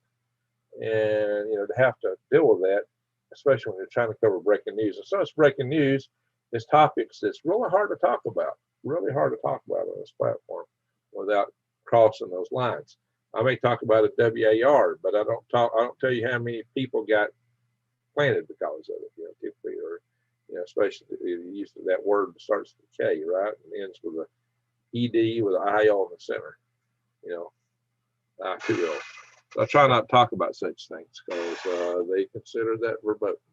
You don't want to talk about acts of terrorism that cause people to no longer be with us. Things like that you don't talk about. Just a lot of stuff you can't talk about on this platform. And so I try to skirt away from them. But even then, you get kind of close, you're talking about something, the algorithms will just slam you. But why it took so many people to finally clear it, I don't know. By the time they cleared it, it was not news anymore. The video was one of my poorest performing videos ever. If it had been posted the day earlier when I made it, it would have had like probably 2,000 or more views, and it wound up like 400 and something. I mean, it tanked. It tanked. Oh well. Greg, get some sleep, says Ronald Roberts. You had a good idea. I need to knock it off. Yeah, well, he fixed it. I hear you. Christopher Clough, that YouTube does not like people doing current events. Yeah, because that is one of the easiest ways to build a channel. Well, I don't just talk about, well, this happened. I narrate it. I talk about what it means to you, what it means for prepping, what it means for other stuff. In that case, I would say, well, they made peace with these guys, but basically they got them down to where they want them. And so, will they now feel that they won't be hit by the rear flank, and can they launch out on other exploratory kind of things, if you know what I mean? So it was, you know, I had my own piece. I wasn't just say, well, this happened, this happened, this happened. You know, anybody can do that. It's a parrot talking in a box. So I don't do that. I talk about things from my standpoint of analyses of what it means for things to come. Oh, well, especially the power grid kind of stuff. Willie Fitch says, I've been timed out by Google staff. Oh, okay, I don't know about that.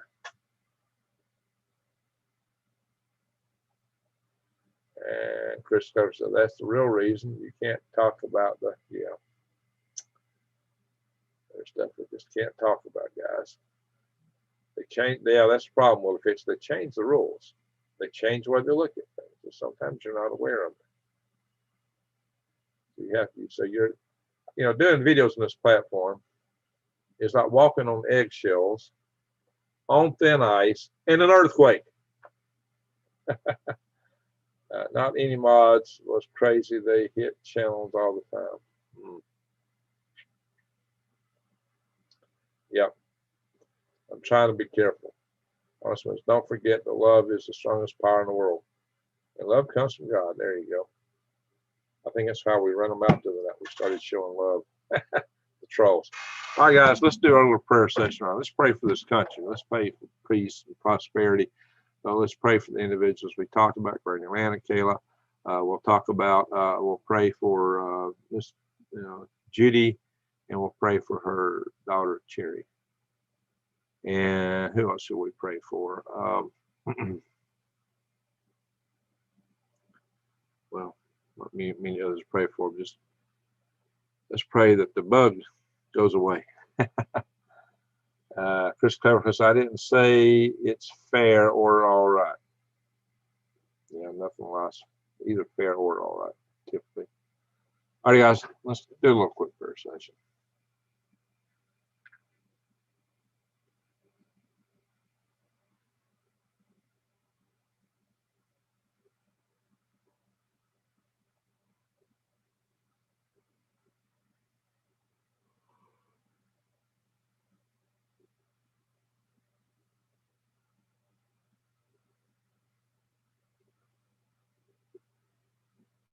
All right. Okay, now, says, hello, Greg. Long time no see. I've been watching, but not talking, praying. I need to talk with you, Greg. Okay, I may call you tomorrow if I can, but I'm gonna be out in guard almost all day. I gotta call Lee too to get some channels set up on his platforms. Wow. Okay, guys. Okay, guys. I'm bushed. I am bushed. Bushed. I had to go way back, restore drive. Oh, that's my PC. Sorry to hear that, guys. All right. What we're going to do is we're going to call it a night. And let me see, go back here to this. All right, I'm in my Zoom room here. So, everybody, I really want to thank everybody for watching. James, thank you so much for the big super chat. I really appreciate that. That really helps me. I thank you for that very much. From the bottom of my heart. That was a really good big super chat, guys. I really thank you, James. And I want to thank all the mods for all you do. You know, keeping our channel clean and straight. I know it can be sometimes a very thankless job, but appreciate it. And all you who watched, I mean, watchers, you make this channel. We would be nowhere without you. And the best thing of these sessions are we get time to share with each other. You know, we're a big family. That's the main thing, especially in this day of social distancing. So I thank you all. And the final thing to remember is this: light dispels dark and love dispels hate. So go out and be the love light into the world. Shine your love light to the world. Smile at people, help people, do what you can. No, none of this hate stuff, guys. It don't make sense. Don't hate. I mean, even if somebody's out after you, you know, hate isn't the right way to deal with it. You know, there's other ways to deal with challenges like that. Hate will consume you from within. It will give you cancers and autoimmune disease. Hate, grudges. You don't want to go there, guys. It's not a good place to be. So we'll talk more about that in the future. My brain's getting fried tonight. So with all that, I am going to say